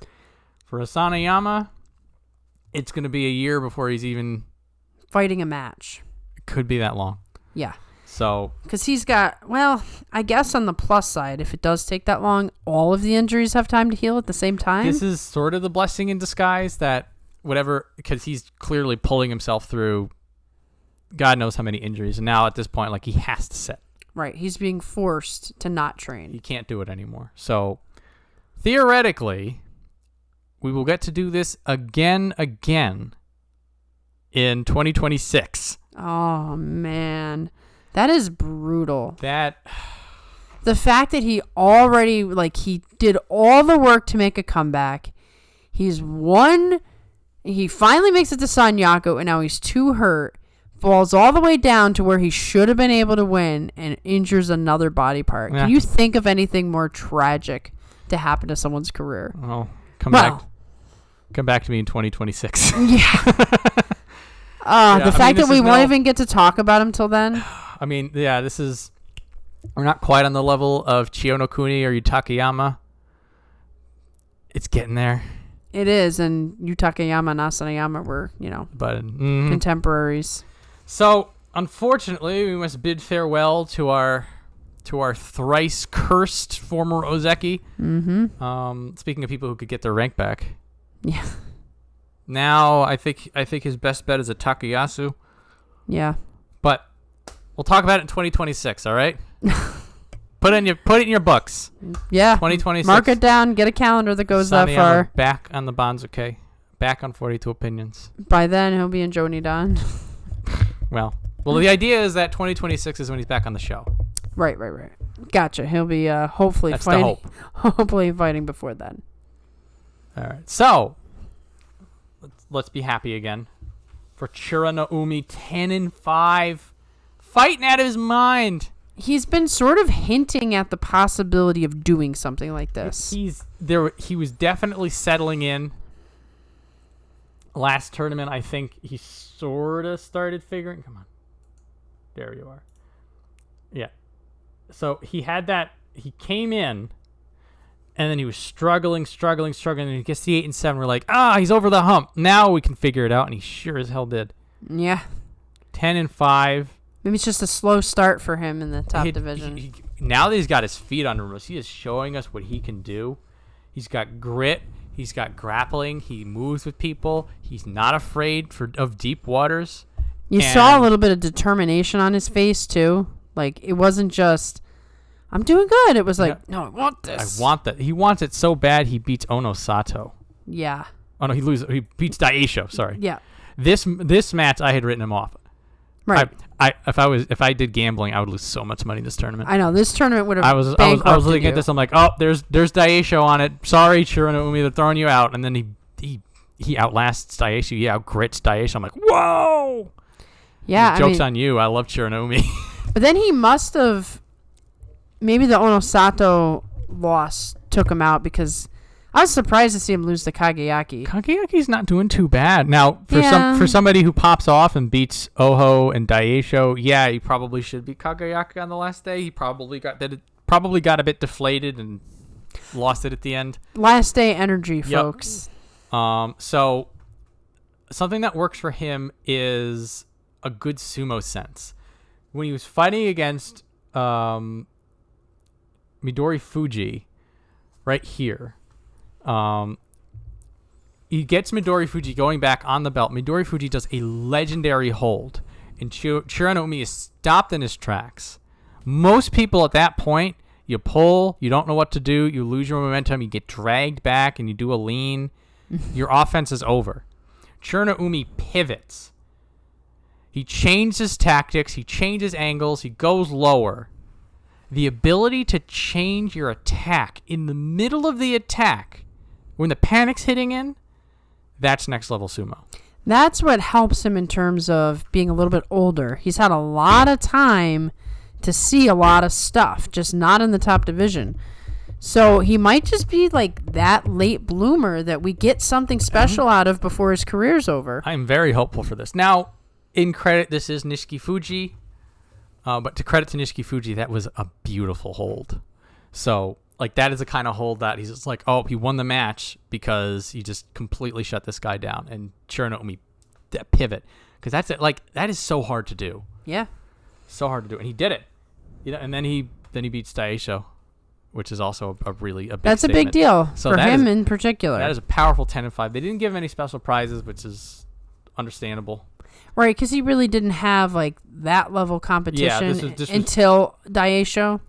If he had beaten Onosato, obviously, that's a big 11-4. Yeah, I'd agree with that. Yeah. But well done, Shiranoumi. We're gonna see him get tested. Now he's gonna go all the way up. I am excited for September for that alone, and then everything else we talked about. Mm-hmm. September, like I said, is my favorite basho, so I hope everybody puts on a good show for me. All right. Hokutofuji's on the list. Yep. 6-9 and not looking good doing it. He gives Asanoyama the fight of his life, by the way. And so on that match, if Asanoyama was not on Ozeki level, Hokutofuji would have won. It was such a good match to watch. But Hokutofuji cannot win on spirit alone. No. And he is finding ways to win. He does a grapple, like he does like that body lock thing on Kageyaki. I'm like, okay, that's something. He's doing these Plan B things. He pulls out the Terunofuji arm clamps on Ryuden. That was cool. Which I thought he was gonna lose, but then he just like doubled down on it and tripled down on it, and Ryuden didn't know what to do. I think that's a technique that we see come back again and again because it's Terunofuji showing you how good it is. Yeah, I mean, really, if you are powerful enough to keep the guy in that position, they don't want to get hurt. They're locked out, but it is such a raw power thing. It is. You have to be powerful to be able to pull it off. So Hokutofuji still has some power. It's just not in the places it was before. It's certainly not on the Tachi-ai like not it on the used to be. Tachi-ai. No, it isn't. He does have one of the craziest wins, which is when he's fighting Oshoma. Oshoma staggers Hokutofuji back, and Hokutofuji does a spin to re-engage. But when he spins, he sidesteps, and he dodges somebody he cannot see. Mm-hmm. And Oshoma runs himself out because he was aiming at a target that dodges out of the way. Do you think there was some level of, trying something but didn't expecting that to work? I feel like that is just the level of sumo sense that Hokutofuji has. Yeah. Is that he's pushed and staggered. In the back of his mind, he's just like, if I was him, I would go dead set for my back and get the win. So I'm going to strafe dodge while spinning to re-engage. And just see what happens. And it worked. And it was ridiculous. But Hokutofuji is getting beat on power. He's getting beat on the Tachi-ai. He's not able to get anything going. He is soon to be lost to me. And he'll be safe for, like a lot of other people, he'll be safe for September. Yes. But it's do or die. Yep, once he falls into Juryo, that's it. That's it. He's going to go hang out with Kaisei. Mm-hmm. Aoyama's still making it out in Juryo, though. What the hell? Did he survive? I think so. Let's see. Ooh. Nah. Maybe not. But he's still in there. I thought he'd be gone a year ago. Well, he loves sumo. He I mean, does. in his interviews, he was like, "Nah, I'm not going nowhere." So, okay, just keep going then. All right, so I get one more Hokutofuji at least. See if I get any more. I was going to say, which, might be better than what I'm getting. So, we'll see. Maybe you get Takakeisho back too. We'll Yeah, see. maybe September will be a bunch of lasts for all Who of knows? us. Perhaps. So, Terunofuji 5 and 10. Similar to Meisei, his effort and the quality of his sumo does not match the record. Lots of spirited grappling out of him. He does have that extra well of energy that sort of came up. But he's starting to get smashed out again. Like whatever spark hit him in May. It's gone. Could be July. Maybe September Yeah. comes and he's back to a 9 and 6. Mm-hmm. But he was getting blasted out. He was losing a lot of these struggle matches. But he was fighting every day of it. Like he does. But so he might, super might. I think he's safe. Like this is where you're starting to get into dangerous territory. This is starting where we're running out of people as lower review. So jumping ahead a little bit, we have this 6 and 9, so he's definitely gone. We have this 5 and 10, definitely gone. We have this 3 and 12. Definitely gone. And again, there's only 2 people in Juryo that really have a good sate in going up. So he's probably been spared. Probably, maybe, potentially been spared. Not quite sure. Not quite sure. He's in dangerous territory. He's in dangerous territory. I am hoping for a rebound in September because he fought way too well in May. Mm-hmm. And he fought better than a 5 and 10. Yeah. But got a 5 and 10. Yeah. Which is rough. It's the worst way to do it. All right. Time to be happy again. Look who's back with us. Now, think about this for a second. It never felt like Wakatakakage was in the Yusho race because Terunofuji was so ahead. Yeah. But in the grand scheme of things, he was right behind. Yeah, he's just one win. He starts a win back. Oh my goodness. It is like nothing changed. I was so pleased. The way he fought, like the way he won, it was the Sekiwaki just came back. Yeah. He just went on vacation. His losses were to very strange people, I though. am 100% nerves. 100. One of them was a slip loss. So that's a slip Yotoshi. Yep. Nerves, losses. Something just doesn't click for him. I'm just like, I am not worried. Yeah, definitely not worried, but yeah. more curious. Like, what made that match? I'm giving him. This is the fan coming out a little bit. Oh yeah. 11 wins, all him. The 4 losses are July. He's 11-0. Okay. That's the way I look at it. Yeah, I mean, certainly the slipping. The slipping is not there. So I will give Shodai props for reading him on that. Mm-hmm. Maybe that's like a loss that's legitimately Wakatakakage's slightly off balance, and Shodai knows how to get it. Right, he's fought him many times. There's that too. He does. They gave him. I didn't think we were going to get this. They gave him Hiradoumi. Mm-hmm. And that fight was amazing. Yes. That was a powerful fight. He wins against Hiradoumi, which is also impressive considering how well Hiradoumi's doing. Right. Here's Hiradoumi, like, in Sanyaku, where Wakatakakage belongs. Where he belongs. And he shows him, like, hey, I'm coming back, dude. So, like, this fight with Hiradoumi, I'm expecting this to be a lot more of what September has to offer for him. Yeah. It's a good fight, good wins. He really should look good in September. Yes. I have no reason to think that it won't go that way. He'll be, like, right here. So he'll be in range, definitely in range of the Sanyaku. Maybe in range of a Ozeki or 2. All depends on the record, because if we Yeah. get down to the final days, he's definitely getting the Ozeki. So, for people who are waiting, welcome back. For for you who don't know about it, keep your eyes on Wakatakakage. Mm-hmm. You think Wakamotoharu was good? Just you wait. Yeah. Now, it's funny is that Goose says he's a huge fan of Wakatakakage, but he still doesn't believe in his ability to become an Ozeki. Wouldn't it be great if he was wrong? To be fair, everything that he said was true. Wakatakakage had his chance. He couldn't capitalize. Yeah. This is how hard it is to get into Ozeki. Mm-hmm. So you can be this good. Now, Wakatakakage, I think like if he was able to slum it out for another 6 months, he might have started to put something together. Right. He did get his Yusho. It did suck that he sort of lost, like that fell through his fingers a little bit, that run. Yep. He's at least got another run in him, I'll say that. I think he has another run in him, for sure. Now, whether or not he gets to Ozeki, that's only something Wakatakakage can tell us. Yeah. But yeah, the Wakatakakage that existed a year ago still had a few things to work out.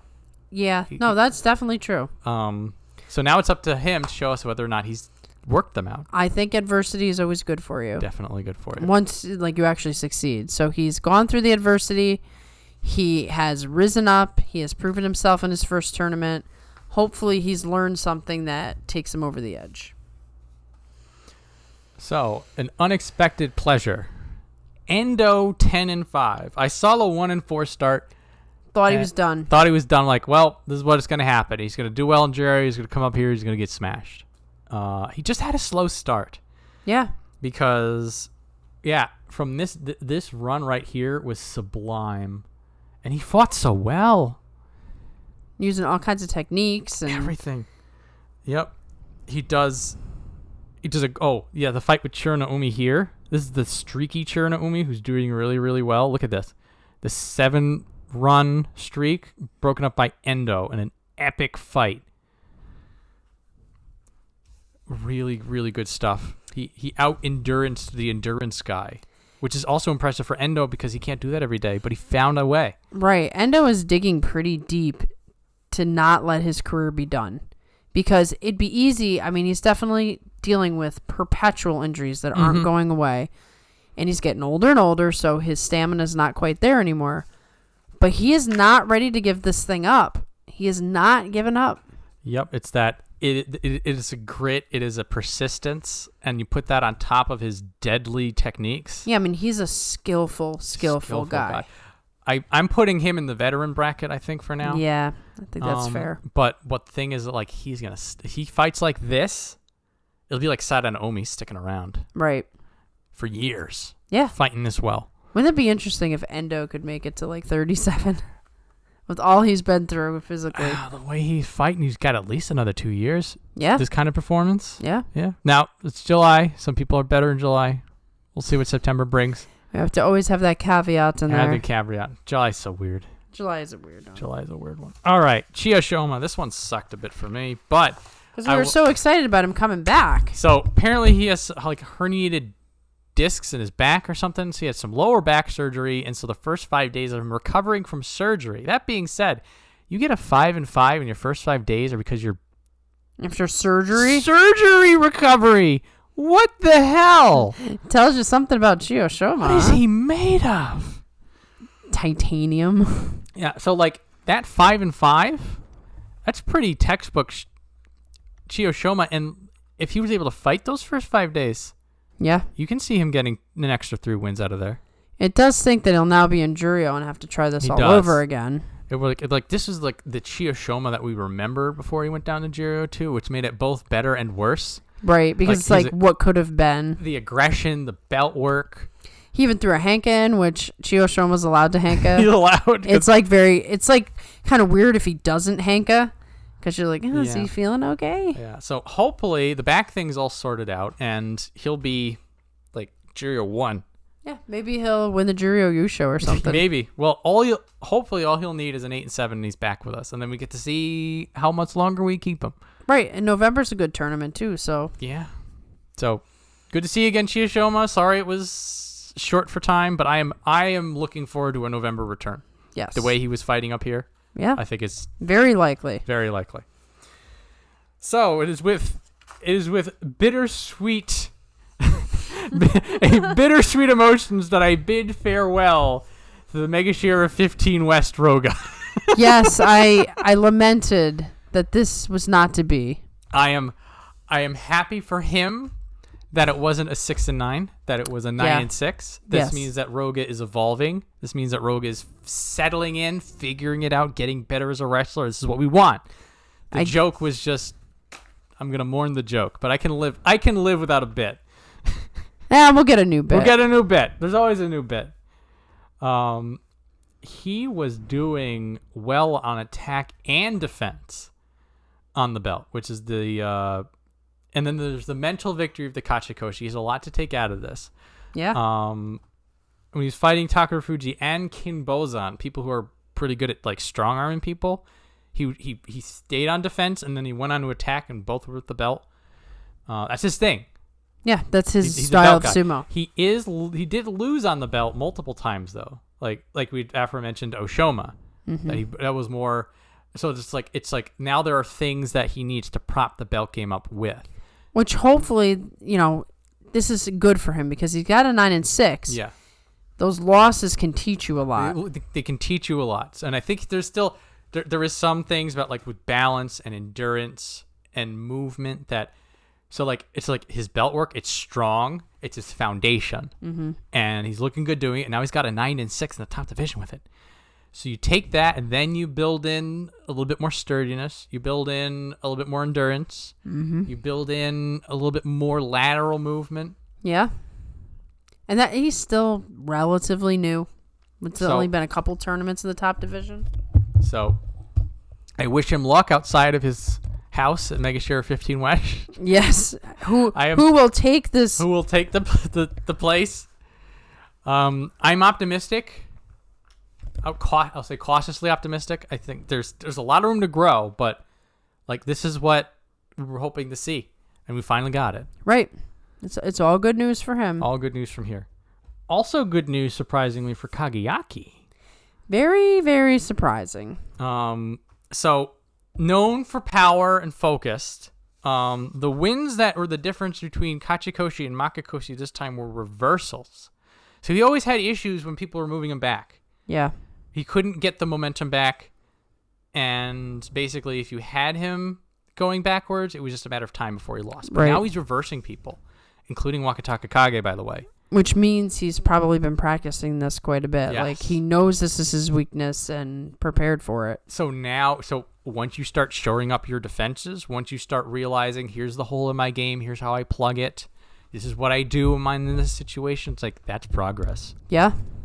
And then on top of the powerful drives, using his size and his height in the way that we wanted him to from the beginning. Yep. Like all the way back when he drifted up to Mega Share 4 or so, and we're like, oh, this guy's a real contender. And then sort of the weaknesses started to get exploited and he couldn't figure it out. And he was losing a lot. And then he stuck down in Juryo, and we're like, that sucks. But now he's back, and he's back in a very, very impressive way. He spent a lot of time in Juryo. He did. Like, it's surprising to see him come back and actually win. How long were you in Juryo? How long were you in the penalty box? 1, 2, 3, nearly a year, and that's with dipping down and up and down. Okay. Yeah. Oh, he's dipping up and down for 2 years now. Yeah. Ooh, I'm getting sad. I don't want to look at this. I'm facing forward for Kagayaki. That's right. Driving forward like he is. And if somebody comes at me in the comments with some flack, I'm just gonna sidestep and throw them to the ground like Kagayaki's doing. There you go. Yeah. But September's gonna be big for him. He's gonna have a little bit more competition, and we want to see if you can do it twice, because if you do it twice, then that means you've found something. Right. We can now start talking about you in the pattern versus, one-off. One-off, yeah. So, good to see you. And probably the most excitement I'm going to have down here. Bushoza! We are of opposite opinions here. Not that I'm rooting against Bushozan in any way, but now, particularly in this situation, we have a scenario where Bushozan could be like much higher up and Takakeisho's gone, and he is just a reminder of his of the loss of Takakeisho. I don't know if I can handle this. Bushozan and Takakeisho, like I get the the physical resemblance. I get the physical resemblance in terms of the body structure. I get sort of the thematic similarity that they're both pusher thrusters. But what makes Bushon interesting is that he's a bulldozer. Yeah. He's like one of those slow bulldozers. You're driving by a construction site and you hear that brrr, and this thing is like pushing 2 tons of dirt forward slowly. Yes. That's Bushozan. That was never Takakeisho. No, he was the quick punch in the face. Done. Takakeisho was a battering ram. This guy, this is a workhorse. This is a massive diesel engine. Yes. This is true. And the thing, and this is him also like barreling down, keeping the aggression. So he's fighting Daieisho, Terunofuji, Tsurugisho, and Ichiyamamoto. They fight to sort of a stalemate. And I was sort of saying this with Shonanoumi. The people who, in those situations, stay aggressive, stay pushing forward, those are the ones keeping themselves in the match, and those are the ones who ultimately win. Yep. And those matches were the difference between Bushozan, who kept getting punked every time he came up to the top division, and the one who got an 8-7. Right, his first one, the big victory, is he pushed forward. Now, Daieisho was having a bad time in Juryo. It's a freebie. Say what you want to say. But whatever. But Terunofuji and Ichiyamamoto are top division bros. Yep. And they're both strong and they're both persistent, and he outlasted them. Right. He's finally been shown that he is capable of being up here, but he's really got to, as we always say, put 2 together. Put 2 together. Yes. But this is the first sign, like, okay, I can hang. Yeah. I'm reminded a little bit of Azumaryu. Yes, definitely. Who kept trying. He finally got the Kachikoshi. Now, for Azumaryu, like, that was I need to do this before I retire. Right. Because then he fell out of it. But for Bushozan, I feel like this is I need to prove that I belong here, and then I'm going to plant feet. Right. September will make a liar out of me, perhaps. But for now... Yeah, because he's going to, with all the messiness, he's going to go up maybe a little higher than he would normally with an 8 and 7. A little bit. It's something. I'm happy for him. He's done it. Yeah. He's done it. No more getting punked for your lunch money. And I'll just ignore the comments about similarities with Takakeisho. I know people do it just to troll me, but still. Yeah, Mitoryu still getting punked for his lunch money. Bushozan. That's perpetual right there. It is no longer perpetual. No, he has overcome. He's broken it. It's God nice. Bless. Anyway, one more sad note, and then we're going to be done with the top 42. Nishifuji. I regret to inform you that you have run out of Banzuke. Still fighting well. Again, we mentioned... I was going to say, he actually fought pretty well and doesn't reflect his record. Doesn't. That's 6-9. He had a 9-6 effort, and he got a 6-9. Yep. He had good power. He had good reflexes. He brought up some really good fights. He wanted it every day. He gets the last day win when nothing matters anymore, but he's just like... important. It's just like, I'm going to show you. I'm still in this. Even on the last day. It's just, in the end, the body wasn't able to keep up with him. He wasn't able to dictate pace. Yeah, his body is racked with injuries. He's a small guy as it is. He's just gotten beat up too much. It's unfortunate. It is. This too is sumo. Yeah, I mean, that's a conversation we have frequently when we talk about the injuries and stuff. Part of sumo is either avoiding injury altogether or overcoming. And for some guys, they just can't. It's just what it is. And it's a shame because he's really talented. And like you said, the mini Terunofuji. He's to the last day, he brought interesting sumo. And it's just, it sucks that it's not wins. That's what keeps you in the top division. Yeah, you have to win. You have to win. Sorry. I'm hoping he comes back. I think he's still got it. I think he'll come back. I don't know that he'll ever be able to stay in the top division, but I think we'll get another ping pong because a 6-9 won't drop him too far. Not too far. So he might be back again in November. I think he's good enough to beat the Juryo guys. It's the hope. Then again, with the way Juryo is, all those Yusho contenders are going to be put up at the top. It'll be an interesting top of Juryo for sure. Yes. So we had special prizes for beating the Yokozuna. Onosato gets the Outstanding Performance Award, the 9-6, which is well earned. Yeah. And he'll be Ozeki maybe if he can get his stuff together in September. Takanosho gets the Fighting Spirit Prize for being in it towards the end. He would have gotten the Outstanding Performance if he won the Yusho. Right. But that was all contingent. That was contingent. And then Hiradoumi gets the Technique Prize for doing really, really well in Sanyaku. Yes. Well earned for all three. I'll just give it to Onosato. But the fact that it was unconditional. Yeah, it shows a little bit of favoritism, maybe perhaps. A little bit. I'll say that's going to make people hate him more. Yeah, 9 and 6, and he. For beating the Yokozuna, for being the first person to beat the Yokozuna, for cracking the armor, and that would probably be the big factor why they gave it to him. If Terunofuji loses here, it's a different tournament altogether. Yeah, he would have clinched against Takakeisho. Jeez. So by that logic, okay, fine, whatever, we'll take it. Give him a trophy, I guess. I maybe would have seen him. Anyway, doesn't matter. Let's go to Juryo. Yeah. Let's look at this mess. Okay, so Onokatsu, the new hotness coming up. Yep. I believe he won or was in contention for winning the Yusho in May and got a 9 and 6 here. Just going to definitely put him up. He's on everybody's hot list. Yep. So let's see how he does. 8 and 7 at Juryo 3. I don't think that gets you up. No, it doesn't seem like it, does it? Yeah, this is a disaster. This is weird. So now let us go delve for a winning record in the Juryo. Oh, look, Juryo 8. But Shirokuma wins the Juryo Yusho, so that is more than enough explanation to get him up. So yeah.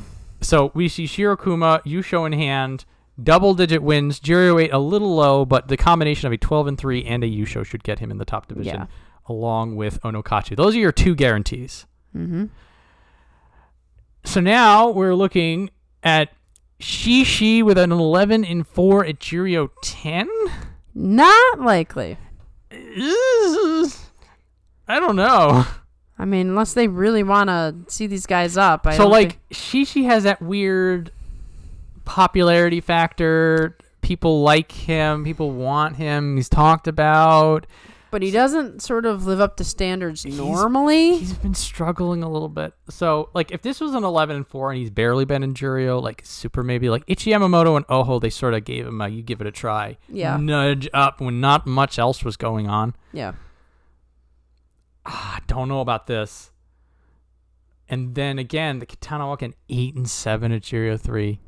Do you really get in the top division with that? Depends on how badly they want to dump some guys, because they could be very merciful. So again, then we look back over here. So Saniyama probably gone, way too low. Nishiki Fuji probably gone. Shiyoshoma, what happens to you? Right. So at this point, this is the contention spot, and then everybody above is safe because he's a 5 and 10. So this is safe, and then this is safe. This is safe, and then by this point, it's just everybody's way so high up. So the Takayasu is not going anywhere. Onosato's going. Onosato's definitely not going anywhere. Onosho is not going anywhere. So then the question becomes: do you give Chiyoshima back down and either put Kitana Waka with an 8 and 7 or Shishi at Juryo 10? We're in weird. Yeah, this Banzuke is going to be a nightmare. This is Planet Weird. Yeah. I think only my guess right now, 2 people go up. That's what I'm thinking. And Shiyoshima is given a stay of execution. Which is probably why he entered the tournament. He must have had some feeling that if he performed well enough, he'd be okay. Maybe dude just want to fight. Well, that is a factor. Whew. Well, July, to be forgotten by some and to be remembered forever by others. There will be more, depending on things that occur, there will be more discussion on certain topics should retirements happen and all that. Right now, I'm way too tired from this Banzuke or from this Yusho situation to probably say everything that I wanted to say about Takakeisho, but should a retirement announcement come, there will be something. There may be a tribute video. I want to work on something like that. You know, there'll be plenty to say about him should he hang it up. And then from there, we'll see if we have to say something about Terunofuji. You know, there's just so much mystery in the air. Yeah, we're, again, at time of recording, which is the Sunday. The early hours on Sunday. Early hours on Sunday. So if there could have been news in the last 2.5 hours, and we wouldn't have known. We're sitting here talking, and it's like, oh, this is already done. They're already done. I don't know. We'll see. That's okay. We'll find out later, and I'll update in the community tab if that's necessary. But thank you all to those who came to the live streams. We had new people. We have new subscribers. That happens each time. We had a lot of fun. And you guys are a great community, so we appreciate you listening to us. Special thanks to the Sunday Morning Sumo Show for allowing us to come on and hang out. Yes, we are like a Day 13 staple right now, and hopefully we'll get to keep doing that. Shout out to Goosh and JJ for running a great show over there. Yes, it's very fun to guest on. It's a very entertaining show to watch. So if you guys get the opportunity to do so, go for it. Sunday Morning Sumo Show. I think that's it. I think we're now going to withdraw and heal from our pain. Yes, get some ice packs and take it easy for at least a month. August is going to be a rough one. August is going to be rough. And then, if by some miracle a bunch of people don't retire, September could be really nice, or it could be like, I don't know. Even if Takakeisho came in September and didn't get it, I don't think I would be as sad as I am in July, because I've already decided it's over. So September would be bonus time, and he'd be like, great to see you, buddy. Yeah, I think Takakeisho would just be trying for Kachikoshi. Right. So he goes in September. So at this point, it's like, I don't think I can get any lower than I am right now for the July tournament. I think anything in September would be better than this. So we'll see you all then. Thank you then. for listening and hanging out. Peace.